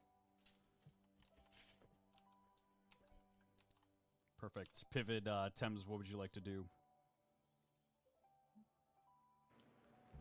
I'll go back up. Or north. Yep. Anywhere in particular you'd like to go? I'll go back past the maze area. Past the maze. Okay. Yeah, you Yeah, gotta not look at that thing. You walk past and you just kind of avoid eye contact, but you just hear crunching. Just.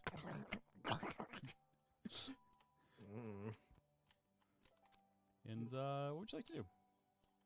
So, are people able to like fit through those little crevices? It's really, really small. It's pretty tiny, Okay. about 8 inches. So, I'll invite me Ace. I'll like observe the icing a little bit while the rest of them are doing their thing, and then basically I'll say I'm wait here till they go over here too. I'm gonna sit and look at this ice. Okay. And you see Thames walk away.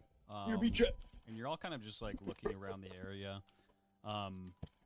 And once again, you hear just a very, very faint scream. This time, it seems to be coming from the outside of the maze.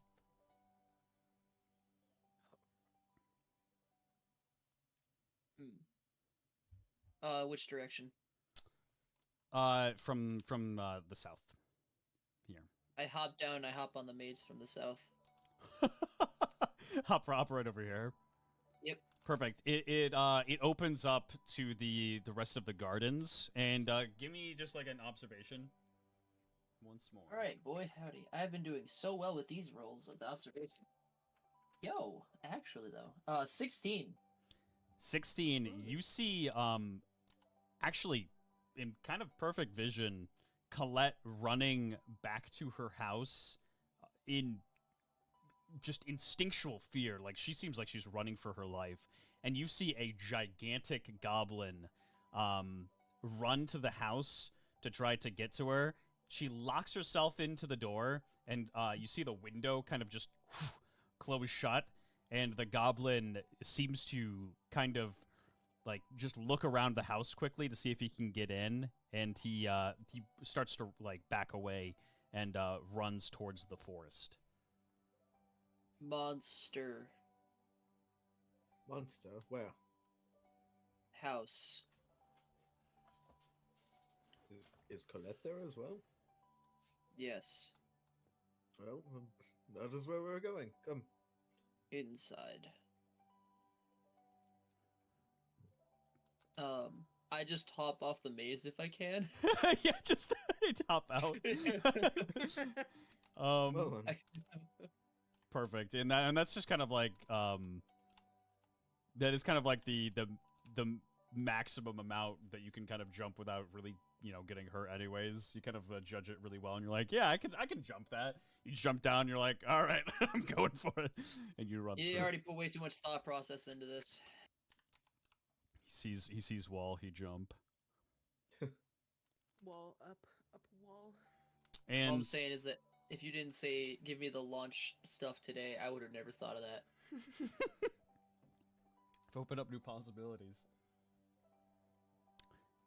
Pivot and Alice, where would you like to go? You trying to find Thames before you leave, or? Well, since Pivot doesn't really know where the way to the left leads, he's just gonna head back up. Perfect. You run back up. Alice, what about you? You following behind him? Yeah. Okay. Damn it. I was hoping you were gonna continue to be window buddies, but okay. I don't know if I can scale that. I'm gonna be honest. You scaled a That's a little castle. True. It's different. Can't Assassin's Creed a hedge maze, I guess. It's just a little bit different. There are monsters in here. I do immediately want to go back through the door and try to go through. Okay. Back of the entrance. This door here. Yeah. Okay, perfect. Yeah, you go out and you it leads right back into the beginning of the maze. Pivot, you kind of like run to the hallway, and are you doing it stealthily? Stealthily? No, he's kind of acting with haste. He's gonna call Perfect. up. Thames, by the house. Apparently Colette returned. There's a monster chasing her. Okay. Temps will put on his brisk walk. His power walk. His Bill Clinton power walking. Perfect. And you all leave the maze. Let me open up the world again for you. Wow. You're really opening up our world. Also, I'd be running towards the house before. Yeah, like, as you're they were getting probably out. like almost all the way towards the house by now, if not just at the house. It took them a while to find each other. Let me get everybody back on here. Oh my goodness, this is not any of what I need. I need my encyclopedia. All right. You're an encyclopedia. Oh right, I already have everybody here. Big brains. So look down. You are basically just right at the front steps of the house. And actually, here, let me change the time of day as well. It is definitely getting relatively late here. The sun seems to be just about ready to go down. And Alice, Pivot, and Thames. Ooh, didn't mean to squish you. You exit the maze, and you see Look Down is kind of already at the house.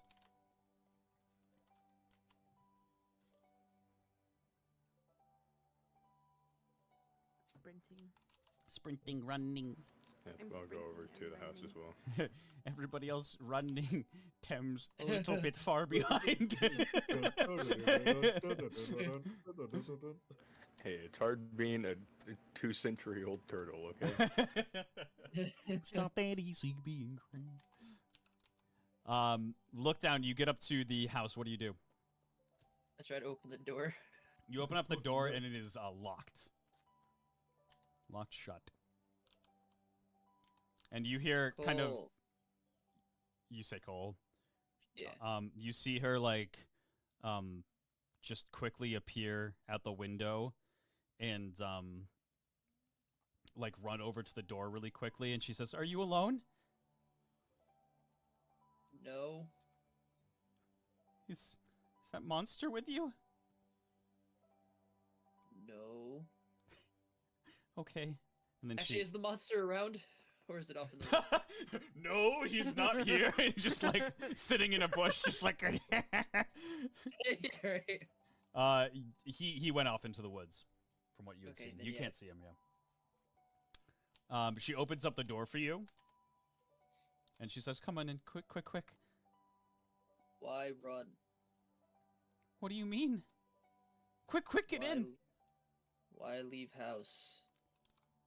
I didn't leave. I got grabbed. The thing grabbed me through the window and dragged me away. Oh. Please get in. my white words. I like slowly saunter A in. lot of Perfect. walking. And the rest of you are around, kind of at the tail end of this conversation. You see that the door is open for you. Go back in through the window. You go to look at the window, and it seems to be locked. It's closed and locked shut.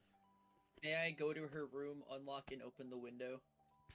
Yeah, you run past Knocking Colette. on the window. You hear the knock, and you understand. You just run over the window and open it up. And then she jumps through. Perfect. Nick's gonna use the door like a normal fucking person.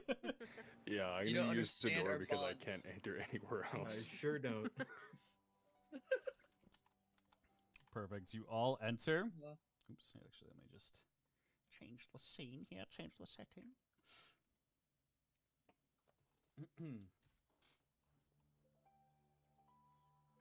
Guys, if you're still balding in 2026, what are you doing? There's an easy solution. It doesn't cost tens of You're still thousands of balding. dollars. Get it this doesn't involve shopping screen surgery or again, weird skip it. shampoos. It's a once There we a go. Steam notification popped up over the thing, so I couldn't skip it. All enter back inside, and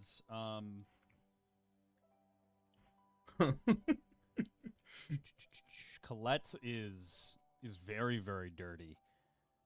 She's definitely been dragged around, and you can see just like grab, just kind of like hand marks on her clothes, on her overalls. And she seems to be just like panicking. Let me find everybody else here and drag them on. You're in the bedroom.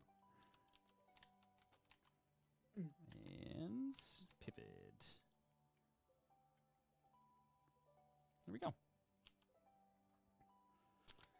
And she kind of closes the door very quickly behind you.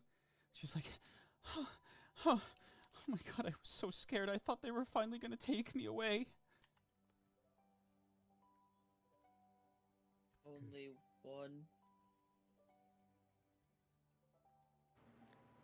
How many goblins had taken you? It was one big goblin. He grabbed me and he just tried to drag me away into the maze. And he did for a second, but I broke away from him and I ran out and oh my god, he ran after me, but I managed to barely get away from him. Oh, that was the only goblin. Yeah, were there more? I think I sacrificed his posse. You got rid of some of the monsters? And she's like, elated. This is like the greatest news that she has ever heard in her life. She's like jumping up and down. She's like, oh my god, they've scared me for so long. Thank you. And she runs up and hugs you. I try not to get the eye blood on her, and just do like a small pat on the back and then back away because of the aforementioned eye blood. She sees you and goes, ugh! You are stinky. Go take a shower. Yes, the Guardian of the Maze wasn't eager to make our acquaintance. The Guardian of the Maze? Wait, the Civilonian? And she kind of Yes. like turns to you. You saw the Civilonian and it didn't hurt you? It was territorial. Once we understood that it was simply guarding the maze and backed away, it didn't hurt us, no. Yeah, she's sweet. She's like a dog. Yeah. She smelt me. Yeah, like a Yes. dog. She ruptured my eye blood vessels.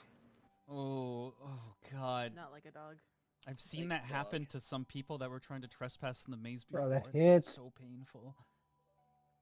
Oh, But I think that monster might come back, and it's starting to get dark. They always come. Promise me. I promise you. I know that they're gonna come back. I kill. Maybe we don't have to kill them. Can I wash my face, please? Yeah, please. And she points to the bathroom. Go use Max's dirty bathwater. I'm not gonna use it well. That's how you get pink eye. Yeah, I'll go use the dirty bathwater. Less chance of his eye infection. Yeah. Or more. Oh god. Okay. You're gonna use the bathwater. Actually, isn't there like a sink like thing here? Yes. Basin. Yes. Yeah, I'm gonna use the basin. Perfect. Yeah, you get some nice fresh water and you clean your eyes out and you wipe the blood off of your face. Yeah, I realized the con check that would entail. And I was Yeah, like, it would. "Eh." It was gonna be bad.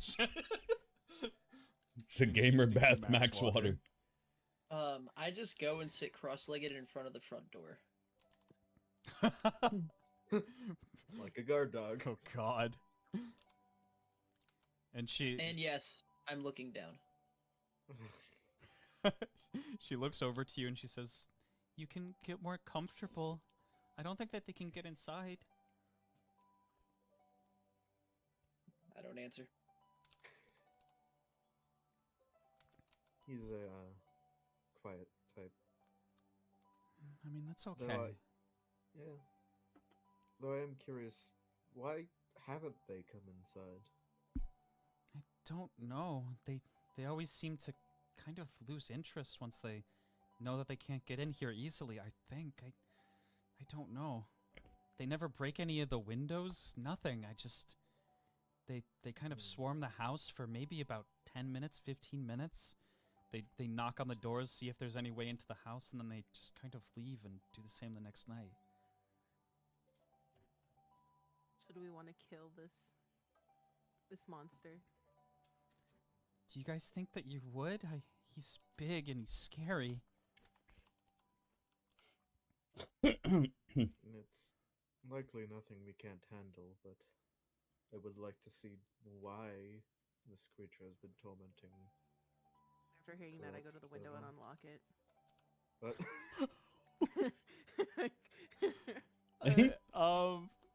To be The fair, agent I of didn't chaos. relock the window after I let you in, so. Oh. Unless you locked it on your way in, it's still unlocked. You go to check it, Alice, and you see that it's unlocked still. I just leave it. Okay, perfect. You gotta walk back Okay, over fun. to the group. Oh no! Hey, you never know when you have to jump through a window. That's true. Colette turns to the rest of you, and she's in a much, much better mood. She says, "Okay, well, when you guys go, they always go to the forest. I really, really want to go with you. I wanna know where my grandfather is. I promise I'll be safe." Ooh, Rudolph. Rudolph? He's my grandfather. He's the sweetest man I've ever Rudolph known. Stippins, yes. Yeah, I guess what do you want to know about him?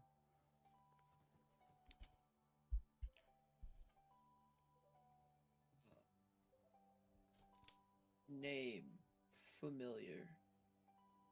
His name Was familiar? prisoner. My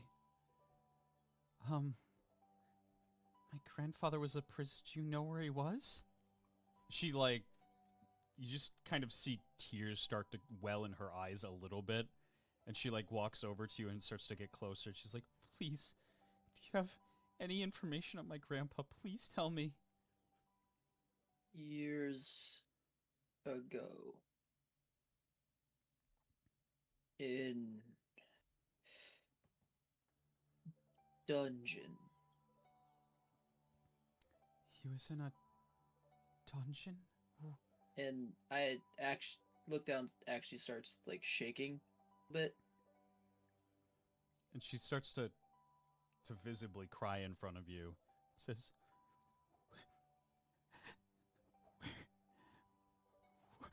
where's Grandpa? No, no. What? Heard. Died. No. No. Why would... No. How do you know? How do you know? Was told.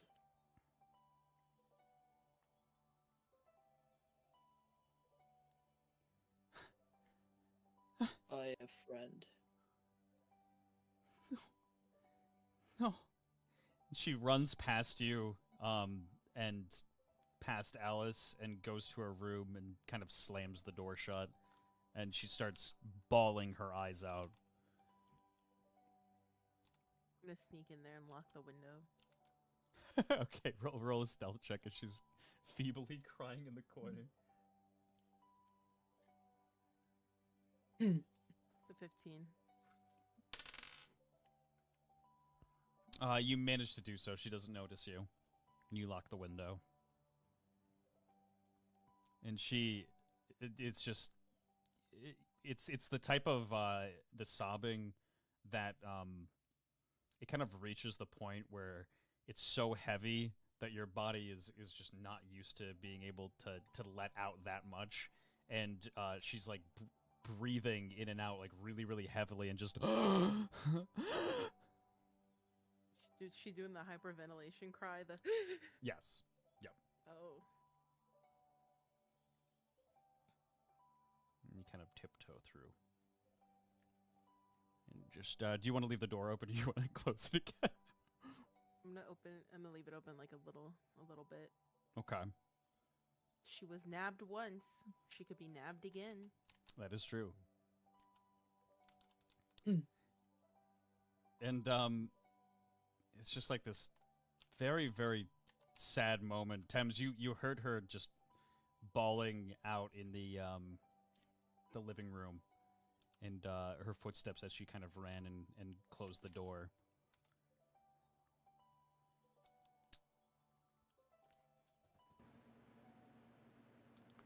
Do I want to know what happened?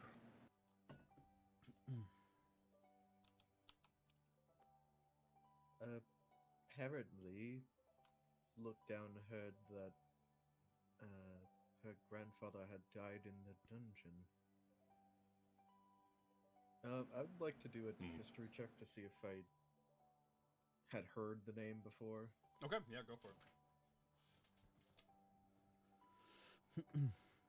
Cannot tell you how wrong that felt. Man. That poor kid. 14. 14. There seem to have been so many names that kind of have passed through the dungeons. Not in like your time that you were there. Have you ever heard the name Rudolph Stippens? Look down. Who told you this? Look down as he says this to you. Voices in my head keep on telling me I'm not. You see Serviat Daniels kind of open the door behind you and close it, and he looks into your eyes and he says, "You owe him nothing."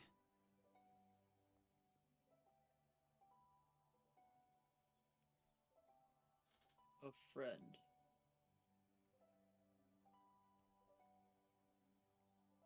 A friend.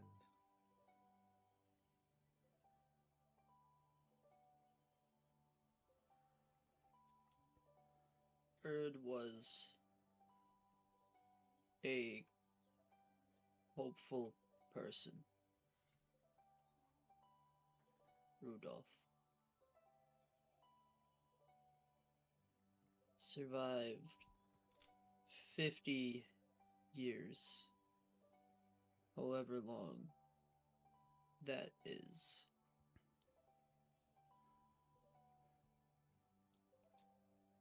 I see. Vid will just kind of quietly walk over to the couch and sit down. I don't recognize this name either, right? Like, I don't know who this is. No. I remember them coming through. No, not at all. It the name seems completely foreign to you. And as you guys kind of settle down after like all the excitement of the day, you do realize that it's starting to get a little bit darker here. The sun has gone down, and you feel that you are kind of starting to get a little bit sleepy. During that time, I would at some point actually probably break the silence. Mm-hmm. Vivid. Yes. Bell Goblin. I'm still sitting in front of the door. I don't even... Like, I don't turn or anything like that. Said was weak.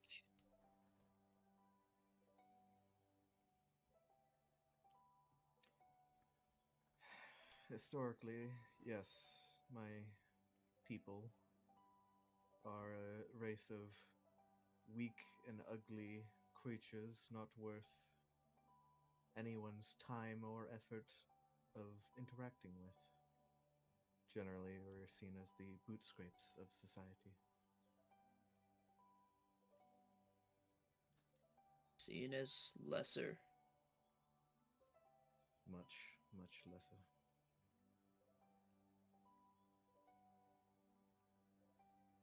He actually looks back at Pivot. Ugly. Yes. Hence the mask. Duh.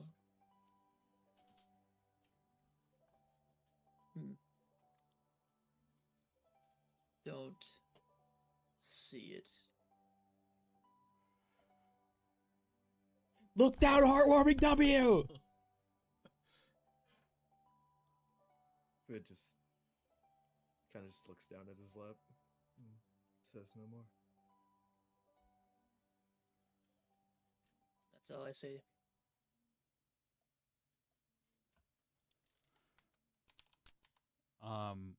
And kind of throughout this, just these elongated moments of silence and kind of the awkwardness that kind of fills up, or kind of like more so like the somber nature of the things that have been happening lately.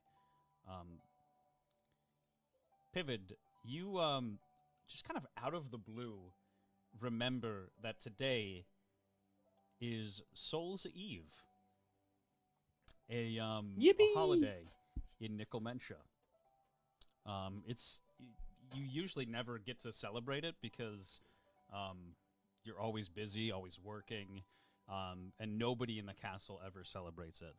But this is the evening that old Saint Nickel comes across Nickelmentia and delivers gifts to random citizens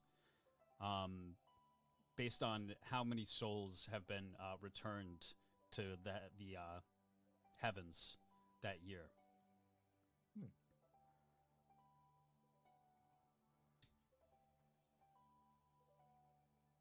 Would I know of any kind of traditions that folks would usually do around these holiday times? People usually like to play music and sing songs, and the big to do is kind of to try to wait and stay up to try to see Saint Nickel as he's going through the sky and delivering gifts.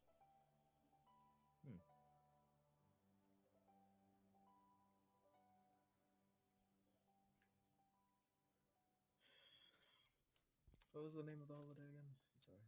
Soul's Eve.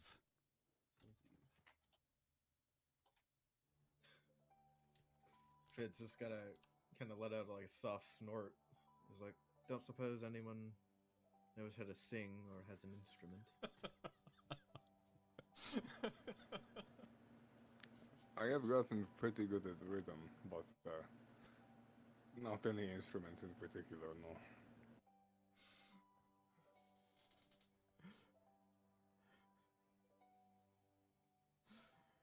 We just pull out my giant bass, just Bass guitar. There is a piano in the room, yes. All I'm saying is Thames could probably play the drums semi-competently. Alice, you definitely just in your growing up, you've seen not only a lot of people play the piano, but you yourself are relatively proficient with it. I want to play the piano. Do you say anything as you go up to the piano or no? No. Oh. What kind of song do you want to play?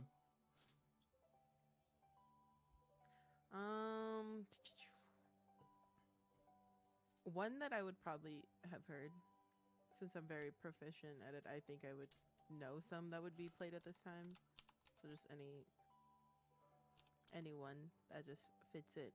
Not too upbeat, since there was a sobbing girl, probably still sobbing in the other room, their door cracked open. So like maybe a holiday song, Yeah. just like, yep. So you start to, yep, go ahead. I start singing, "Oh, there once was a Sandman."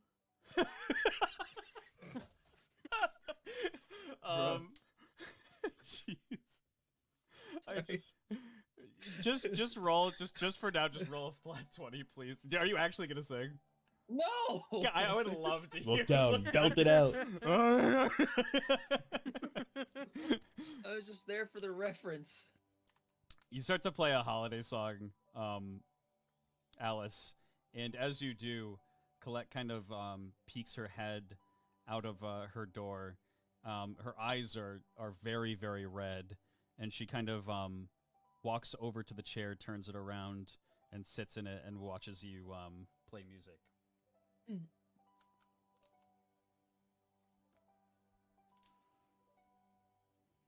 and all of you are kind of, I would assume, slightly kind of blown away because there's like never any dancing, never any music. There's never any sort of festivities for a long time in your lives.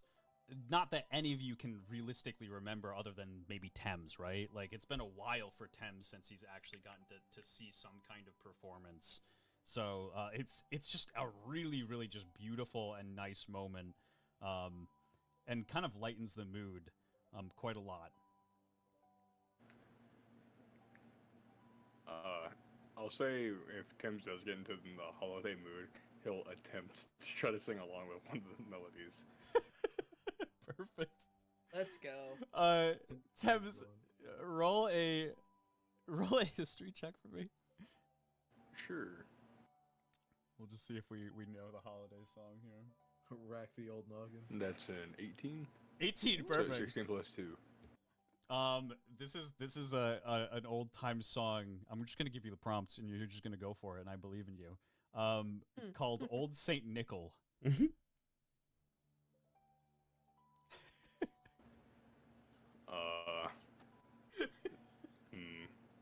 Song information's not my thing. I believe in you. It's gonna be great. I'm just gonna put it to the tune of "Oh Christmas Tree."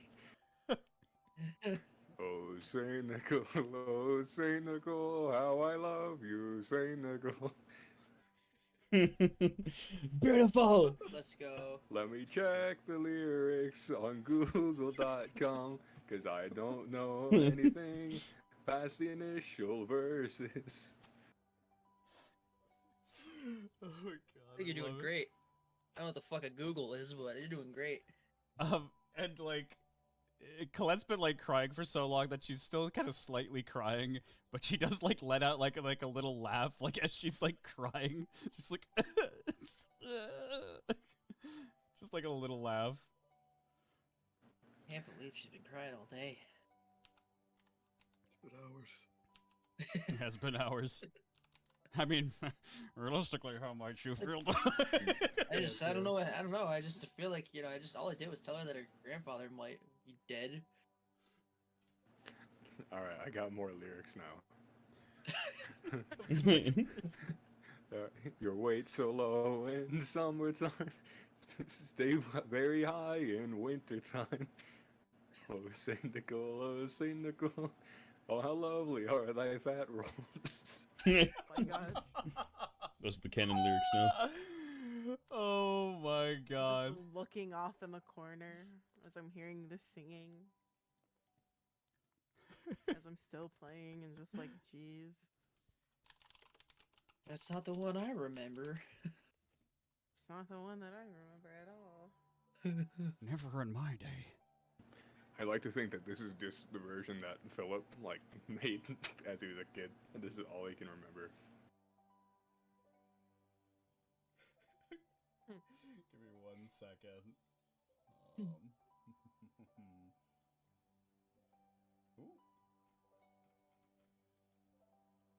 Forgot to do one very specific thing.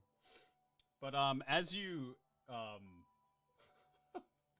as Thames is kind of wrapping up his very, very beautiful second verse, you hear outside of the door kind of almost just very, very loudly, like construction work loud. Up in the sky, you hear the clanking of lead like blocks kind of just mashing into each other, and just like a very heavy object kind of soaring through the sky, and a voice saying, "Ho ho ho ho! Where am I? Oh God, what am I doing here?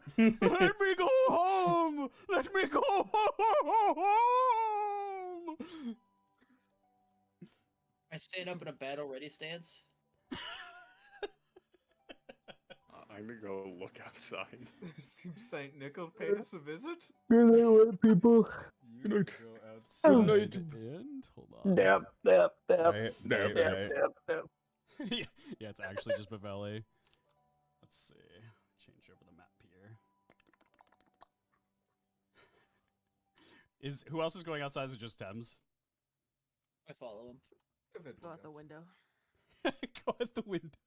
I follow out the window. Beautiful. And let me grab Thames here. You all come outside, and it is dark now. And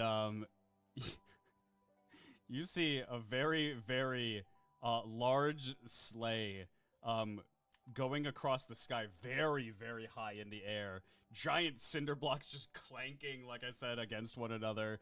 And a man, he's just like kind of tapping around in the sleigh and kind of throwing things out as he's just like like an old ass man with a Fu Manchu. He's just like, "What? I don't know what any of this is. Get it out of here. Get it out of here. I don't need any of this. Mommy, where are you, Mom? I haven't been home in years. Please. Oh my God. I'm so worried about you and the rest of the family. Why don't you call anymore, Mother? Why are there so many strange people all around, and why is nothing ever like the way it used to be before, back in the olden days? Everything was so wonderful." And he just disappears. Did he leave any gifts though?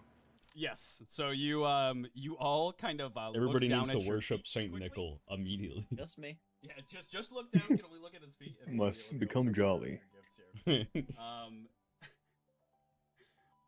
Let's see. Thames, you look down at your feet and you see a very, very welcoming sight. You haven't eaten, since your last meal. And before that, you puked everything else up that you ate today. And you see a gigantic candy cane that has been made in Eponesis. And it's one of the very, very famous, ever lasting candy canes from Eponesis. Every single time you take a bite out of it, it replenishes itself. Tim's is gonna be forever in a calorie surplus from now on. Goddamn. Let's see. Alice, you look down at your feet and you see a little rat wind-up toy. It's just kind of sitting there, and it's already been kind of cranked a little bit, so it's kind of just running in circles.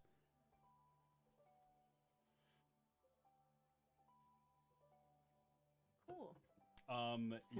And look down. You see at your feet a pair of shoes. A very nice pair of very fashionable shoes, actually. It seems that they are kind of like skinnier on the sides than most shoes, and like they kind of have a heel that goes up, and it's just I can't really put my finger on what the brand might entirely be.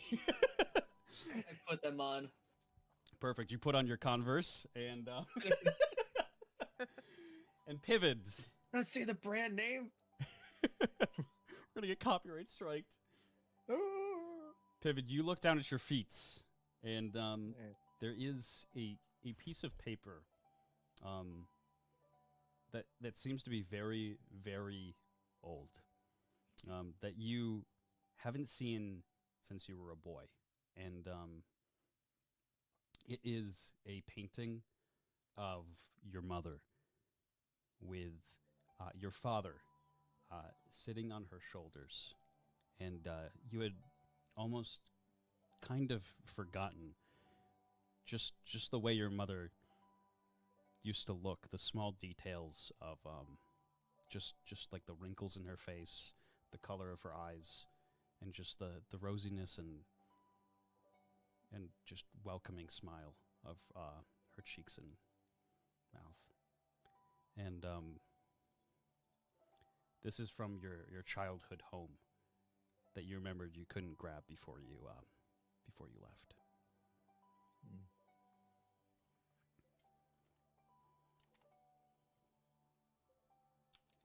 Kind of like really shaky hands. He's just gonna like bring the painting kind of against his chest and tears rolling down his cheeks. He's gonna say, like, very quietly, say, "Thank you," and stand there with it. Pain. And Colette is going to follow outside, just kind of behind you, and cautiously open up the doors and like look around to make sure that there's nobody here. And down on the porch appears right below her a hatchet. Oh. And she picks it up and kind of starts shaking a little bit and like drops it down to the ground and steps away and looks at it.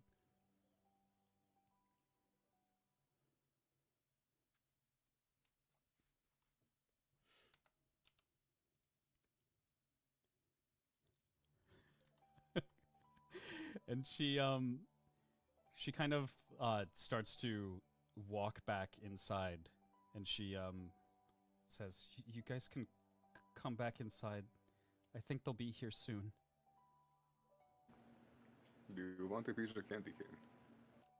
No, I'm not feeling very well. Okay. What about you, Pivot?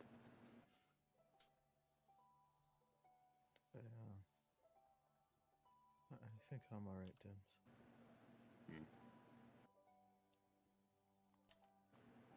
Alright, I'll go inside. Perfect. You go inside. Does everybody else follow? The hatchet's still on the ground. Yes. Yes, it's still on the ground. Can I look at it? Mm-hmm. Go up to the hatchet, and you gonna like inspect the hatchet? Yeah. Just do like a general observation. Try and figure out what the fuck. I'm so here for tonight. Yo. 21. 21. Oops, sorry. Here, give me 1 sec. A lot of 18s. Let me get you back up on the screen here. Or this is one night only, y'all. You look at the hatchet, and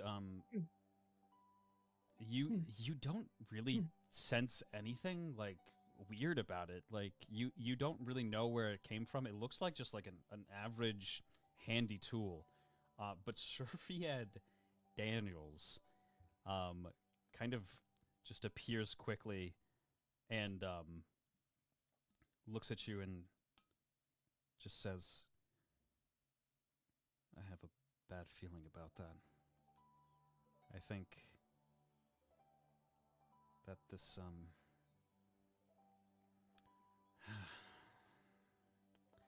when they brought Rudolph Stippens into the dungeons, I remember them taking something from him. They took a hatchet away from him. It seemed that he was trying to defend his house before they took him away. It's almost surreal to see it now, but I mean, unless I'm crazy, it has to be the same thing."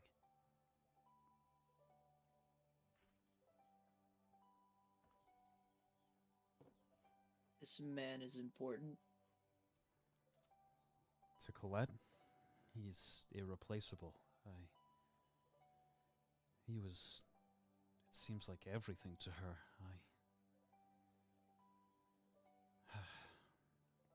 You know, look down, I do feel the same way about you. If anything were ever to happen to you, I don't know what I would do with myself. So, I seem to kind of feel similarly to her in this moment, and he just kind of looks off, and starts walking away.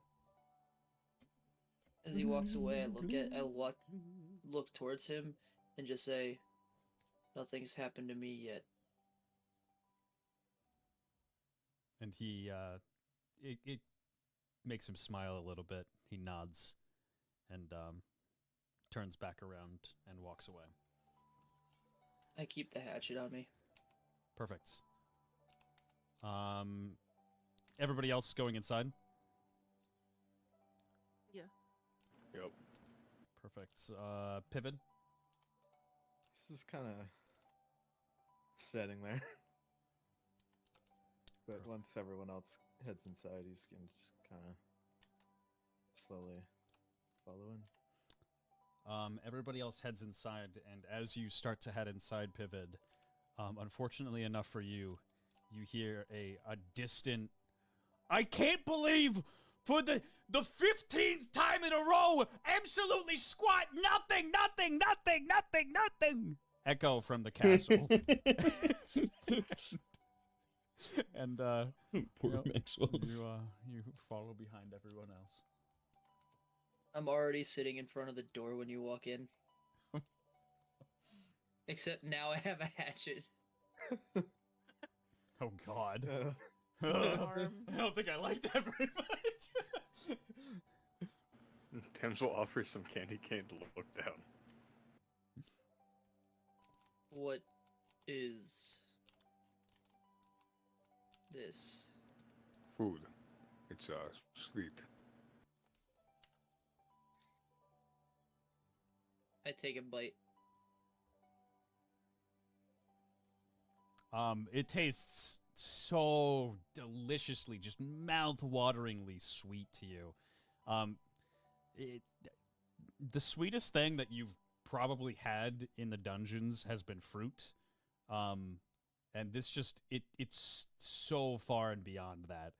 And it melts in your mouth and is just so delightful. Thank you. Is delicious. Sorry, is good. I tried so hard not to say it. You can have more if you want later. It regenerates.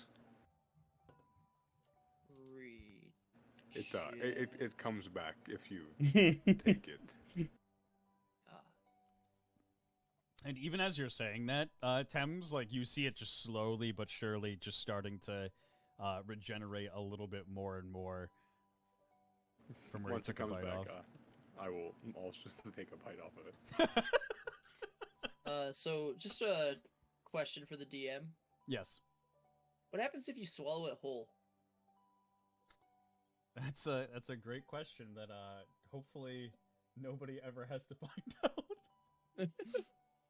It's called a lawsuit impending. Bro, this thing was described as a giant candy cane. If you swallow it whole, like you're gonna suffocate yourself. I was gonna say this thing is pretty massive. Oh, It is okay. industrial sized. Is it like those ones that you find at Cracker Barrel? What is it with you and Cracker Barrel? Do they have candy canes at Cracker Barrel? Yeah, Have you never been to a Cracker Barrel? No. It's changed, chat. I've been there now. I understand. They're basically like 2.5 feet long, and they're like maybe about 3.5 inches in diameter, like that kind of size. Oh, beautiful. Someday I'll taste the delicious fruit of the Cracker Barrel. Whoa. Easy there. I don't like how the music cut out right when I said that either. That felt wrong. Yeah, it's because you keep saying the racist word. The white word. Because when you finally taste the food of the Cracker Barrel, will be the day that your life ebbs low. I'll never be able to do anything else again. I won't be able to create anything for Mars Dungeon. I'll reach the pinnacle of satisfaction and just be a layabout for the rest of my life. Beautiful. And maybe like 10 minutes passes while you're kind of sitting inside here, and you do hear just kind of a metallic sounding weapon just kind of start to scrape across the side of the house, and you hear a very loud banging on the west side of the house, like around here. On the outside.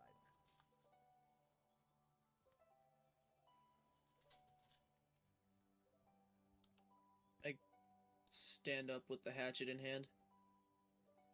Perfect. And Colette, like, kind of looks at the sound and starts, like, walking over to the rest of the group and starts standing behind you. And she says, "They're here. They're here."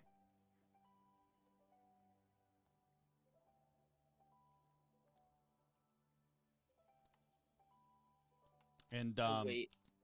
as you kind of wait, you hear the sound start to go across the rest of the house and slowly work its way to the front door.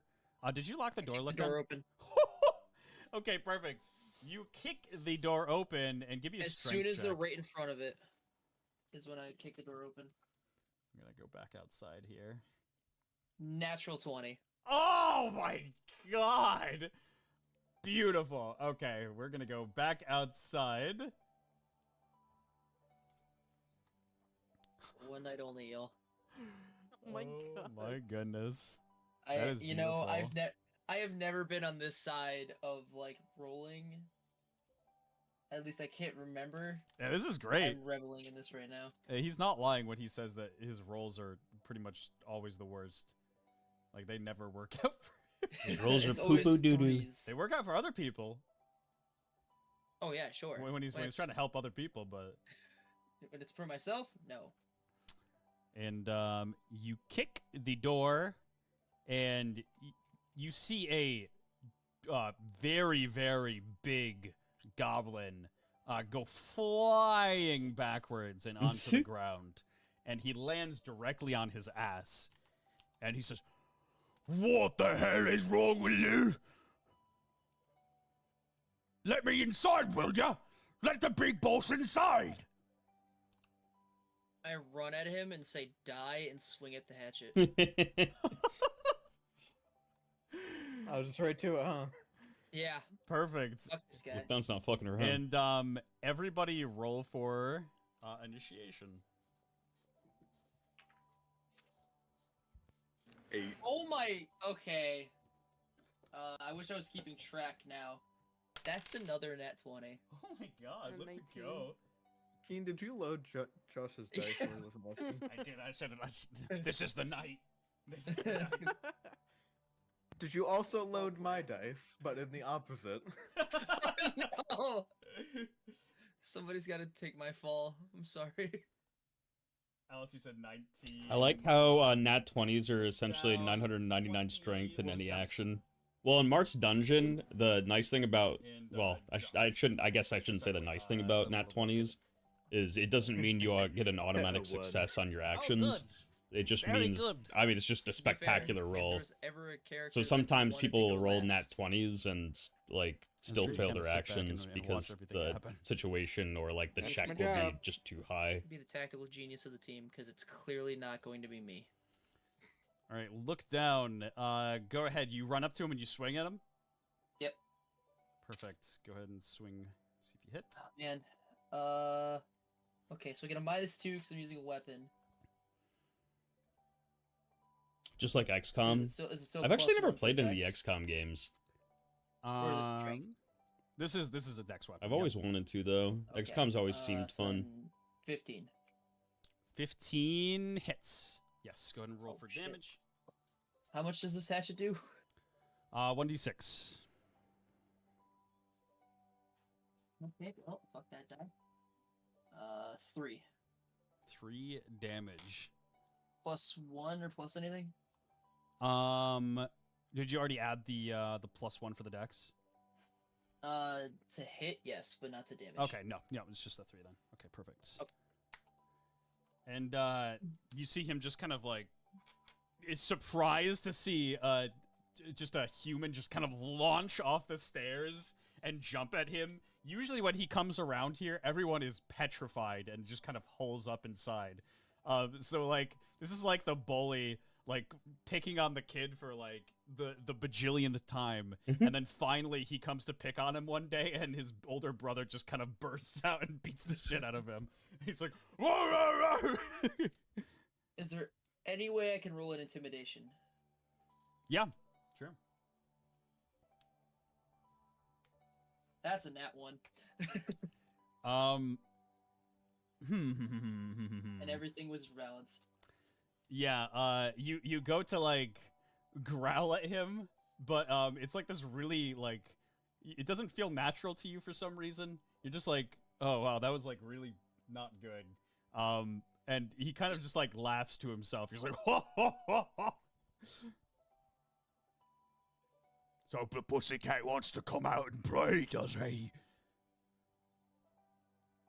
And he is going to, let's see, whose turn is it? It's Alice's next. I was gonna say, when everyone was coming out of the house, or since we're still in the house, I wanted to sneak out the window, and then I want to go for Sure. a sneak attack. Oh, perfect. Okay. Let's see. Let me open up your thing here quickly just to see how this all works. Ah, damn it! I should have kicked the door open, ran around, jumped out the window. Hold the on. door open. Give me one Run second. past the door, jump in through the window, No. run out again. Alright, let's see. So he actually has not seen you yet, so... Yes, okay, perfect. And you kind of go up next to him here. And go ahead and roll for your sneak attack. And actually just read what sneak attack says for everybody watching. Sneak attack. If Alice has not been attacked this round, she can find cover and hide for a turn. On her following turn, she is granted a sneak attack on a target. Alice rolls a stealth check. Her damage to the target for the attack is based on the roll. 1 through 5 is -2, 6 through 10 is -1, 11 to 15 is +1, 16 to 19 is +2, and 20 or more +2, and total damage doubled. So this is an automatic hit for you when you come to actually attack him. So you're just gonna, you're gonna add that modifier to your regular damage.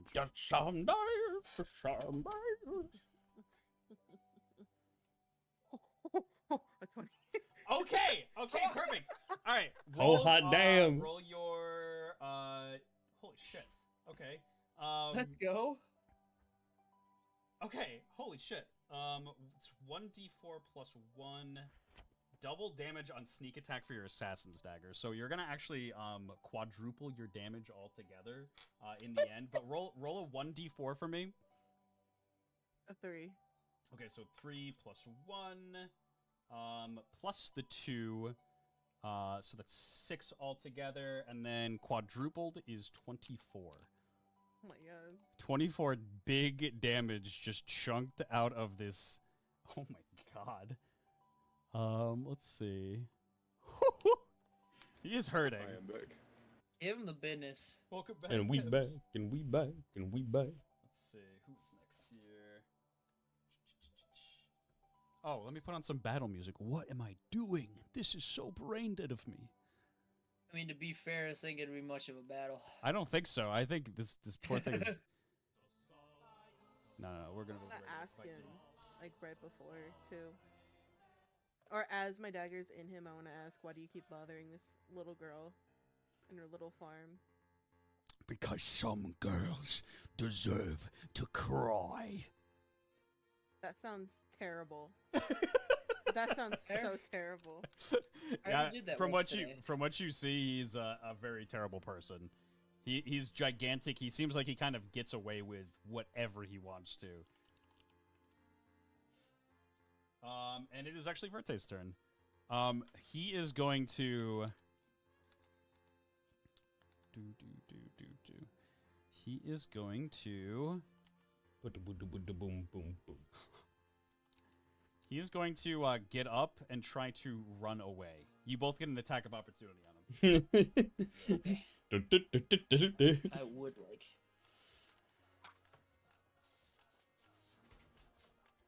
16. And yes, 16 hits, yep. hatchet. Man really says, I enjoy making girls 6 cry. damage, He baby. goes, Big 6 damage chunked out of runs him. away. And Alice, go ahead and roll for a hit. 17. 17 hits. Yep. Go ahead and roll for damage. I'm so happy Alice finally got to use a sneak attack and murder people. Just absolutely drop. He goes to run away this time, and you kind of just catch him by like his ear, and it kind of cuts off a little chunk of cartilage from his ear, and he is going to. It's a very, very strange phenomena which you're seeing.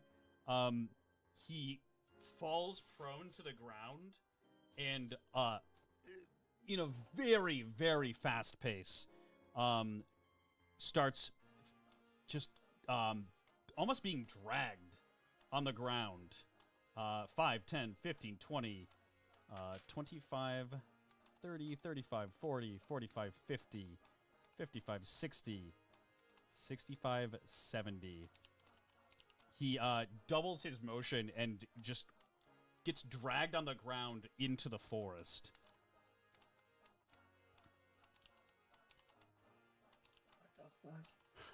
What the hell? Yeah.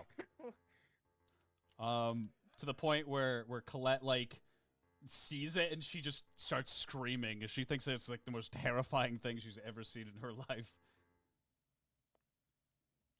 And that is where we are going to end the combat there. I thought you were about to say end the session. I was about to be so mad. No, we'll go on a little bit further here. I double my movement and catch up. Perfect. What's your movement altogether here? 35. So. 5. Okay. So you actually are kind of right on his tail. Look down very, very fast. No one ever expects you're the penguin just maneuver. Behind True. Move again. In his case, I guess it's more of like the man like does, what would everybody does else the, like the to do? You penguin try to flop follow like really after? quickly and then goes. Yeah, I'm gonna chase after. It's fucking pole vaulted into the So you're probably just about into the here. I'm just gonna forest. guesstimate with these. Probably about here. Also, how's it going, Slice? Pivot, Thames. I'm going to try to keep up. I can't really, but I'm going to try to not get lost. Perfect. And Pivot. Pivot's going to turn to Colette. Go inside, lock the door. We'll deal with him. We'll be back eventually. Oh, okay. Okay. And she. Oh, and the window too. Oh, right. Yeah, you guys. Okay. Yep. Noted. she runs inside. Lots of yawning and steadily then waking up. Pivot will keep pace Get with some Thames. coffee. Perfect. And he will cast Birds of a Fell Light to give him and Thames some light. Beautiful. Very good. Hey, you allowed to yawning too, To but in give, the opposite. Pivot and Thames light. Yep. Okay. Yeah, I'm the EP. three birds are just kind of hovering around Pivot while one is sitting on Thames' shoulder. And light on. Perfect. Gives you some nice vision. Alice, it's a little bit dark for you, but you do see the light kind of just behind you, guiding you forward. Look down. This is your absolute forte. You can see every little bit of what's going on right now. And Time to shine. Into the forest. Open up The into 100-acre woods. Ah, I've been waiting for this. Oh.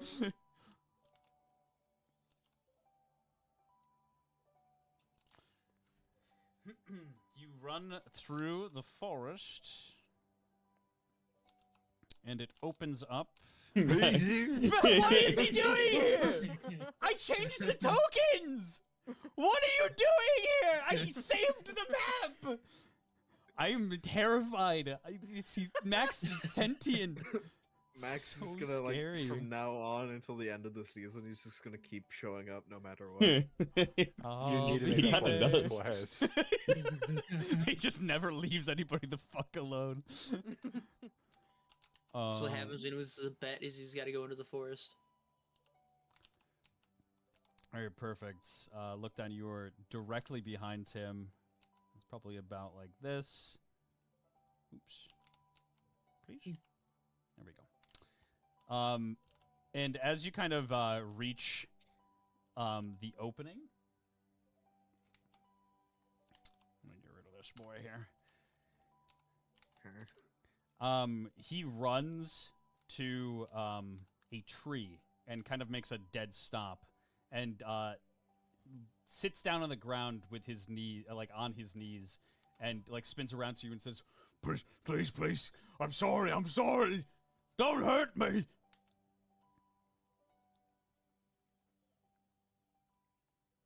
I just stare at him and read his aura. You read his aura, look down, and you see nothing. But you do see a small tendril-like string of aura going from his back and leading to behind the tree. Does the tree have an aura? Not that you can see, no.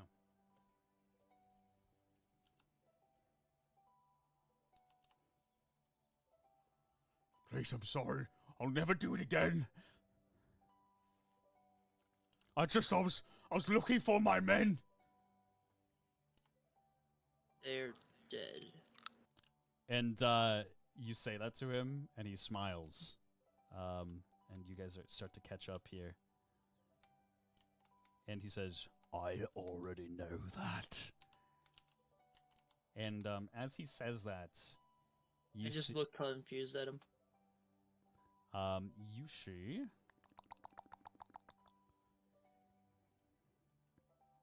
a very, very large plant-like species walk from behind the tree, and you see that the William tendrils are connected Herbician. to her, and William as she Herbician. kind of moves, so does he. Never mind. And she says, Blinders. Yeah, everybody else is caught up. Never now at this mind. point.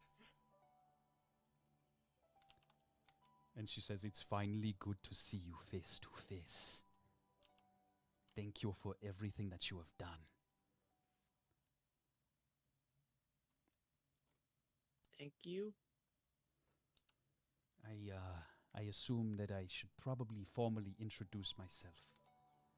I am Belle Verlight, the modern owner of Verlight Gardens. I overwatch everything here.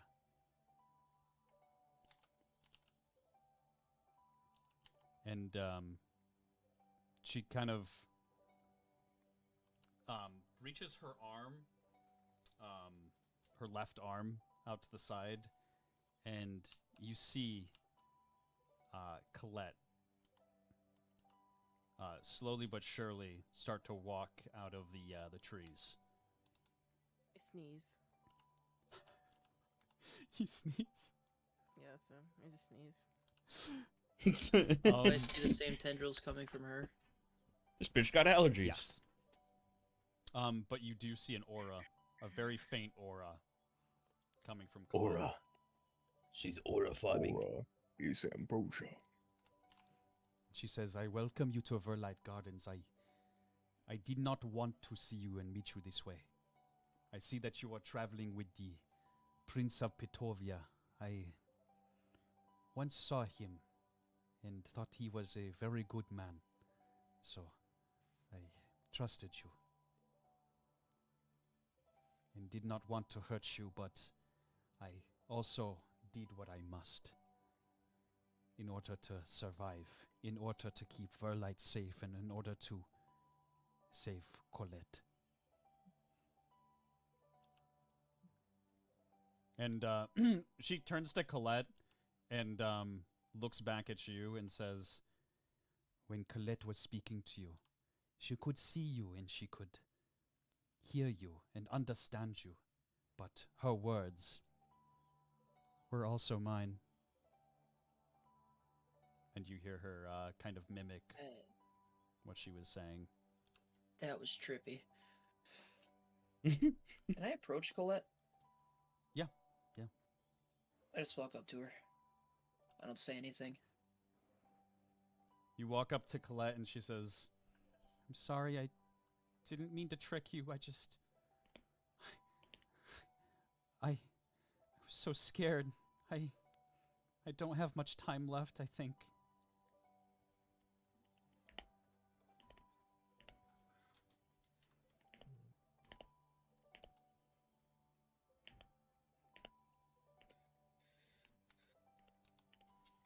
And she looks to the party once more and and says, I suppose I owe you all an explanation as to what is happening and the current state of things. You see, and she turns to the tree and she says, this is a sorrow root tree, and it is the only way that I can save Colette. Colette, I've known her for a very long time. Her and her grandfather took care of me. They nurtured me. They made sure I was always safe. And now I am doing the same for them. I was never supposed to make it this far. I was supposed to be the weak child among the bunch. And she kind of like looks down at her hands and Pivot, from what you know of kind of Herbaceans and their species in general, usually they're very, very healthy looking plant-like creatures. When you look at Belle, you can see that it seems like her growth was kind of stunted. Her leaves are kind of more pale than what a normal Herbacean would be like. And she seems a bit more fragile, a bit more frail.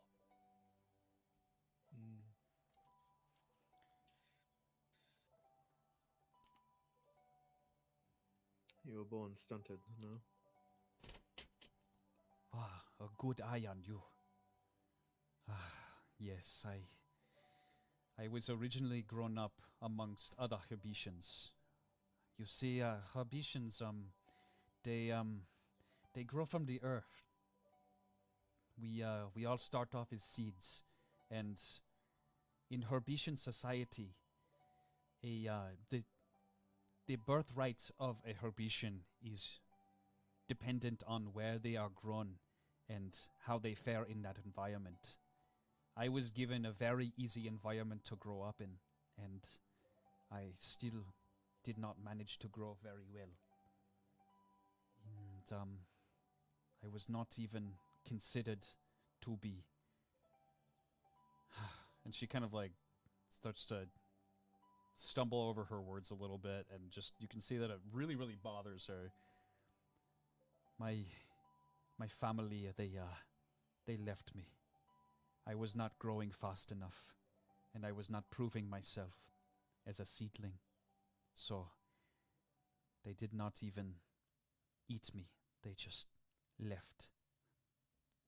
And I'd been alone for so long, just traveling Petovia, and just never could find anyone who would ever take care of me or even have me. I tried to get other jobs, and nobody wanted me. They were all terrified of me.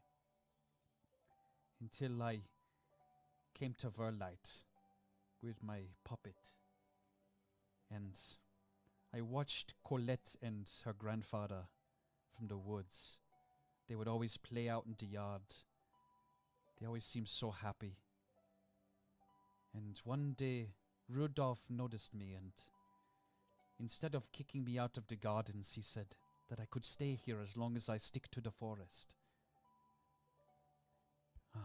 But one day, a man by the name of Barrett found out that I was in the forest and I was scaring away tourists.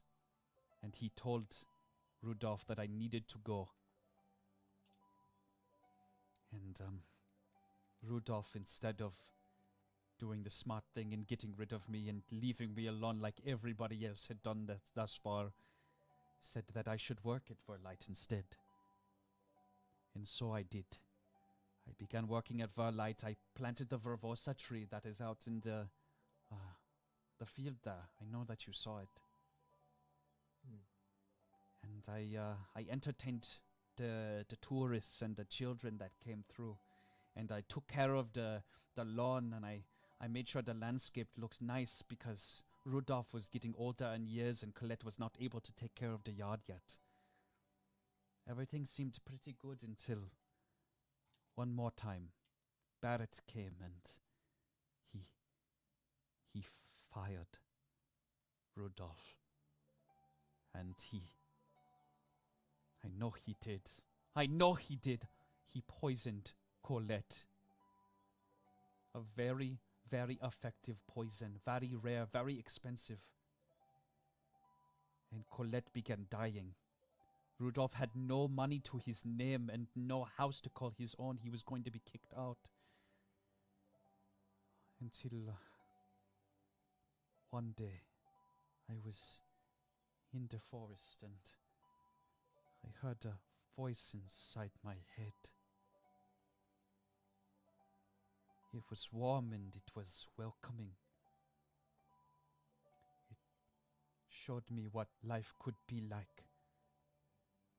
A happy family with me and Colette and Rudolph all around the dinner table laughing. I wanted it so badly. And so I let it in. And I became something I hated. And this sorrow root tree grew from the soil, and the only way the sorrow root tree grows is and she kind of looks over at Verte, and you can see that he is she drops kind of her control over him, and his body flops down to the ground. Blood and life essence. I'm a monster. The voices won't leave my head, and they tell me that I should do what I have to do to save Colette. And of course I did that, and I found a way to save her, and I approached Rudolph with the idea, but he seemed horribly against it. He took one look at me and was mortified. And that is when the Phaled beetles started growing from my body. They grew from my body and they attacked Colette and put her in a stasis. The poison would not reach her, but she could still see everything that was going on. She had no need to eat, no need to drink. And I could take care of her until the tree grew. I went to Rudolph and told him this. And he was ashamed. He said that I should not tamper with things. I hated him at that moment. I went into Colette's room. She was playing with her toys. And the beetles were quick. They latched a hold of her and bit her. She tried to claw her way away as my tendrils took control of her body. But she was not able to reach the escape hatch. And I, for a while, left and did not show myself. Colette I walked around the house with, and it was as if life was normal and as is. But Rudolph knew something was wrong. That it was not normal, that she was okay. And no matter how I tried to talk and speak and act like her, I was not his granddaughter. And that's when the attacks started happening. Men started showing up at the house and banging on the windows and doors. And I hid with Colette every single time. But one day, they came at a most unfortunate time. And Rudolph said for me to take care of young Colette and to take care of both of his granddaughters. And that's what I'm going to do. They took Rudolph away, and I never saw him again. never could thank him for everything that he had done for me. The only thing I could do, the only thing that I had left, was to protect Verlight and his granddaughters.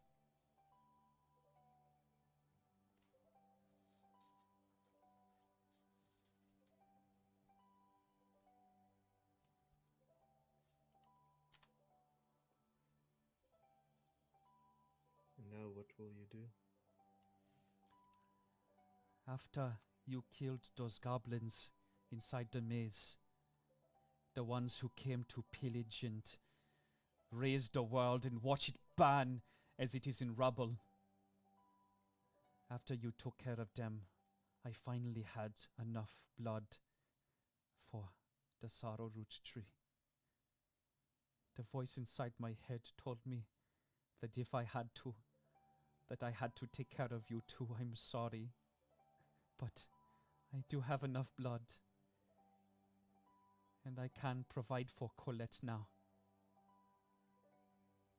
And as she starts to go up to the tree to reach into the water for the roots, she feels a tug at one of the tendrils leading to Colette. And a single tear falls from Colette's eyes as she tugs at the tendril leading to her body. And Belle turns around and says, Colette, it's the only way, I'm sorry. You need to let me save you. And Colette just starts tearing up more and more and sniffling. And she says, No, not like this. You can't play God. If this was the way it was meant to be, then so be it.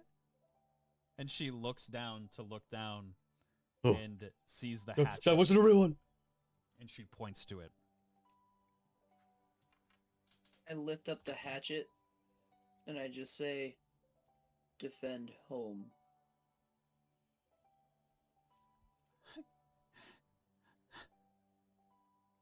And Colette kind of loses control of the tendril, and Belle walks her over to you, and she grabs the hatchet and puts it in her back pocket. And Belle looks at all of you and says, thank you for understanding. And she reaches inside the water and molds her hands in and starts grabbing the roots of the sorrow tree. And she walks back over to Colette and kind of squeezes the roots. And this very rich, blood-like substance drips from the sorrow root tree and into Colette's mouth.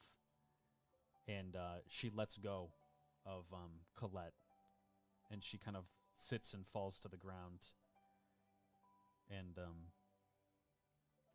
looks at the rest of the party. For a moment, Belle is looking over Colette to make sure that the antidote actually took, and it seems that it did.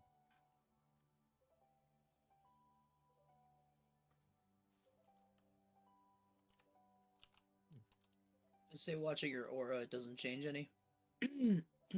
Her aura actually becomes much more lively, a very vibrant green.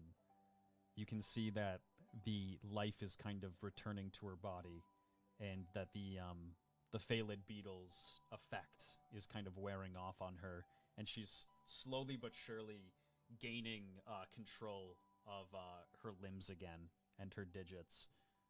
It seems like they've been numb for a very, very long time, but she seems to be fine. And there's no tendril coming off of her right now? No.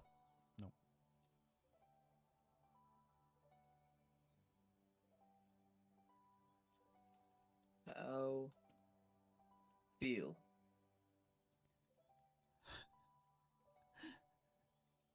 I feel. I don't know what to feel anymore. And Belle walks over to her and hugs her and kind of burrows her head into Colette's shoulder and says, I know it's going to be hard, but we'll take care of Verlight together.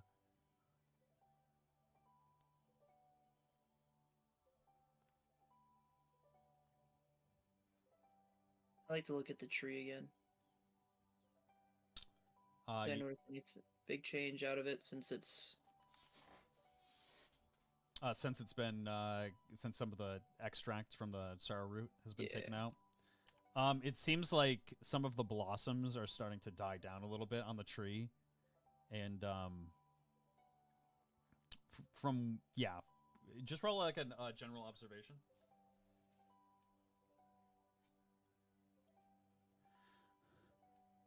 So,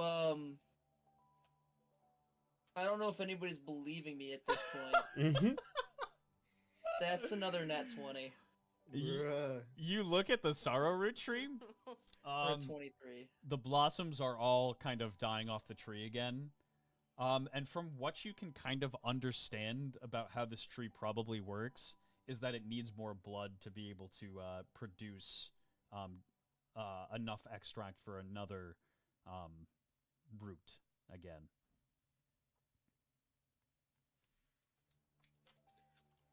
Keen. Yes. Would I know anything about sorrow root trees? Sure. You've definitely. This is a very well-known tree in especially Petovia, but it's not very talked about because a lot of people really think it's very unethical. It's kind of well known that the richer the blood and the hardier the spirit, it fills up the necessary requirements for the sorrow root tree's extracts much faster. So like regular animals, sheep, cow, it really doesn't do much for the sorrow root tree. The way it really grows is through sentient creatures usually. Would I have an estimate of how many it would take for such an extract to be gained?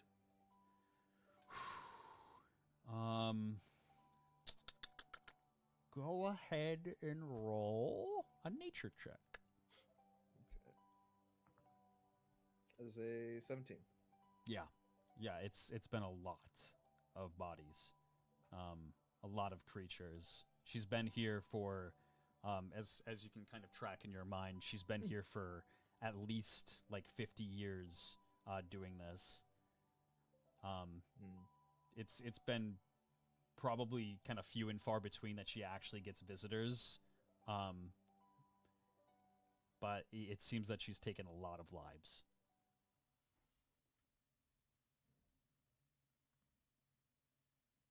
Gotcha.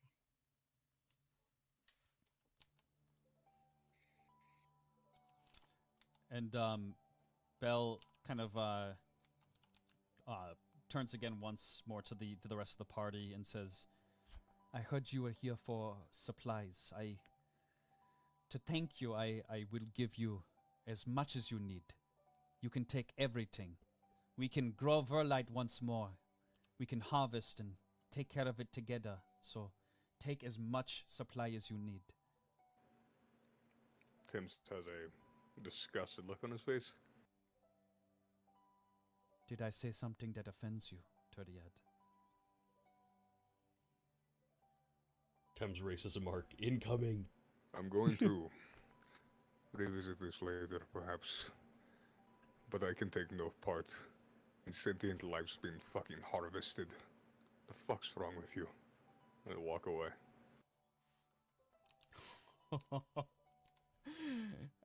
And like kind of as you're walking away, she tries to say something to you, but you won't hear it. You keep walking.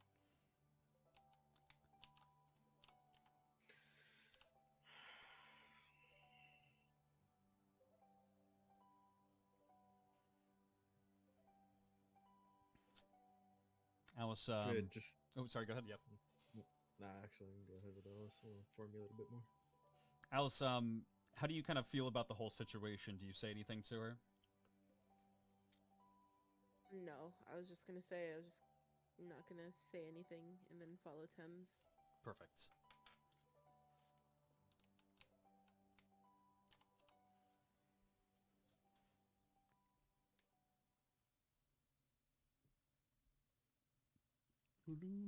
Look down, what about you?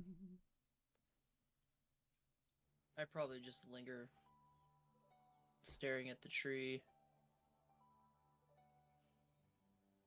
All this is a bit, not necessarily much, but confusing. Yeah. I just kind of stare at the tree for a while. I don't leave right away, but... This is some excellent context. 10 out of 10 will slight again. Yeah, it gives a little bit of a background and history to Herbaceans for sure. What can I do for you? And their culture. How would you harvest these people? Oh, well,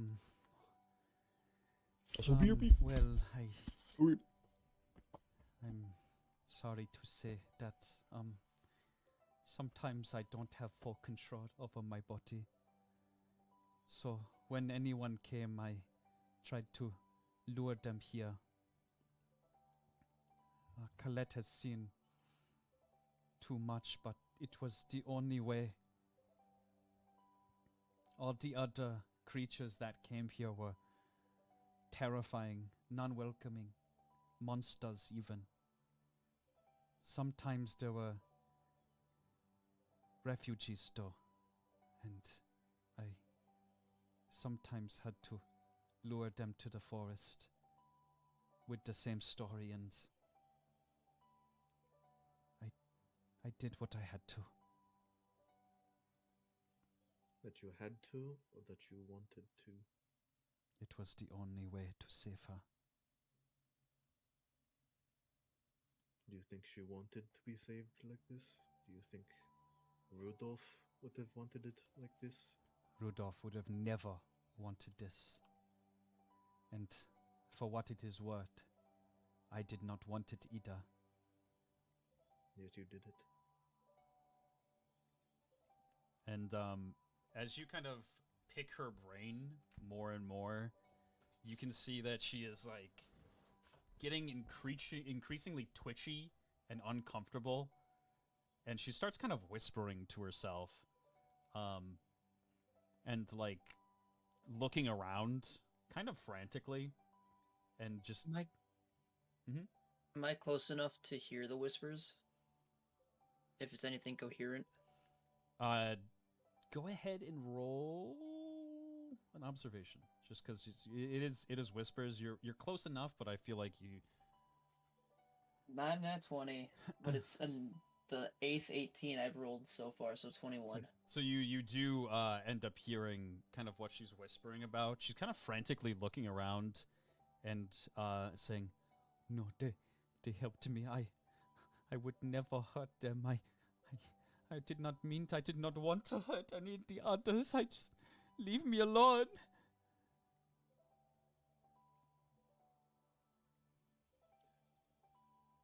Vivid.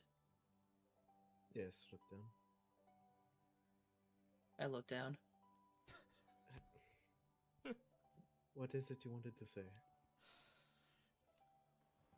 This tree. What if we cut it? And Belle like snaps kind of her neck to you and says, "Do not cut that tree!" And a very like dark kind of almost demonic sounding voice in undertone kind of comes from her mouth, and you see Verte starts to get lifted up by the shoulders and look at you, and as well as several goblins that you got rid of are creeping out from the confines of the forest and kind of surrounding you and looking at you. She says, "Do not touch that tree." And Colette,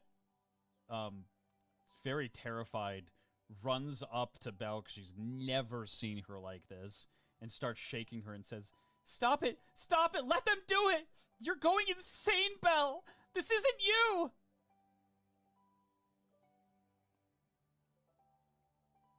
And as kind of Colette says this to her, she starts to breathe a little bit more normally and starts to calm down a little bit. And you see the bright tendrils that were kind of swarming in and around you and everywhere look down. They start to fade a little bit, and the bodies once again kind of drop to the ground. She says, "Fine. Do it." Without any expression change, I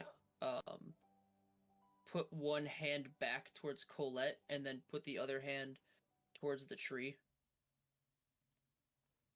You want in an open manner. Me to do it? Or I can, but that axe defended home. Okay. Free it. Huh. You're right. This all happens. And Belle did her best to take care of me, even though there's something wrong with her. Even though she's not the way she used to be, she still loves me and she still loves this place. And I owe it to Verlight Gardens. And I owe it to Belle. And I owe it to my grandfather to restore this place to the way it used to be. And this tree never used to be here. And she runs up to the tree and starts hacking at it. And as I she body block if anybody tries to do anything. Surprisingly enough, no. As she starts hacking at the tree, you see leaves start to fall from Belle. And the old leaves that were kind of once covering her body are being kind of restored to new, brighter, greener leaves. And the flower that's growing on her head starts to become more vibrant. And just a dark aura starts to kind of leave the rest of her body. And as Colette is kind of, just whacking away at the tree for what seems like it has to be, at least 10 minutes, Belle kind of drops to the ground, and the tree starts to lose all its color. The tree itself starts to lose its color. And Belle looks better than you've kind of ever seen her. And she's very frail and fragile. Probably about 3 foot in height. Very skinny Herbition that seems to have been kind of stunted all her life. And Colette sees her and runs over to her and says, Belle, it's you. It's you. I'm sorry, Belle. I'm sorry. But you're home. You're finally okay. And, Belle looks at Colette once more. And she says, thank you. I'm so sorry. I did not mean for it to... And as she says that, her head drops down to the ground. And so too does all the aura and all the tendrils that were linking to the bodies. And they also go limp.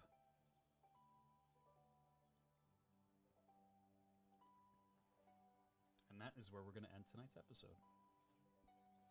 Came back just in time for Sanders! He does it again. He does it again. Chat, thank you for watching. This was epic. Tomorrow, we will watch episode... Chat, tomorrow we're watching episode 4.5, Goblin Mode. If memory serves me and Michael correctly, this one is a very interesting episode. There's a lot of degen stuff that happens.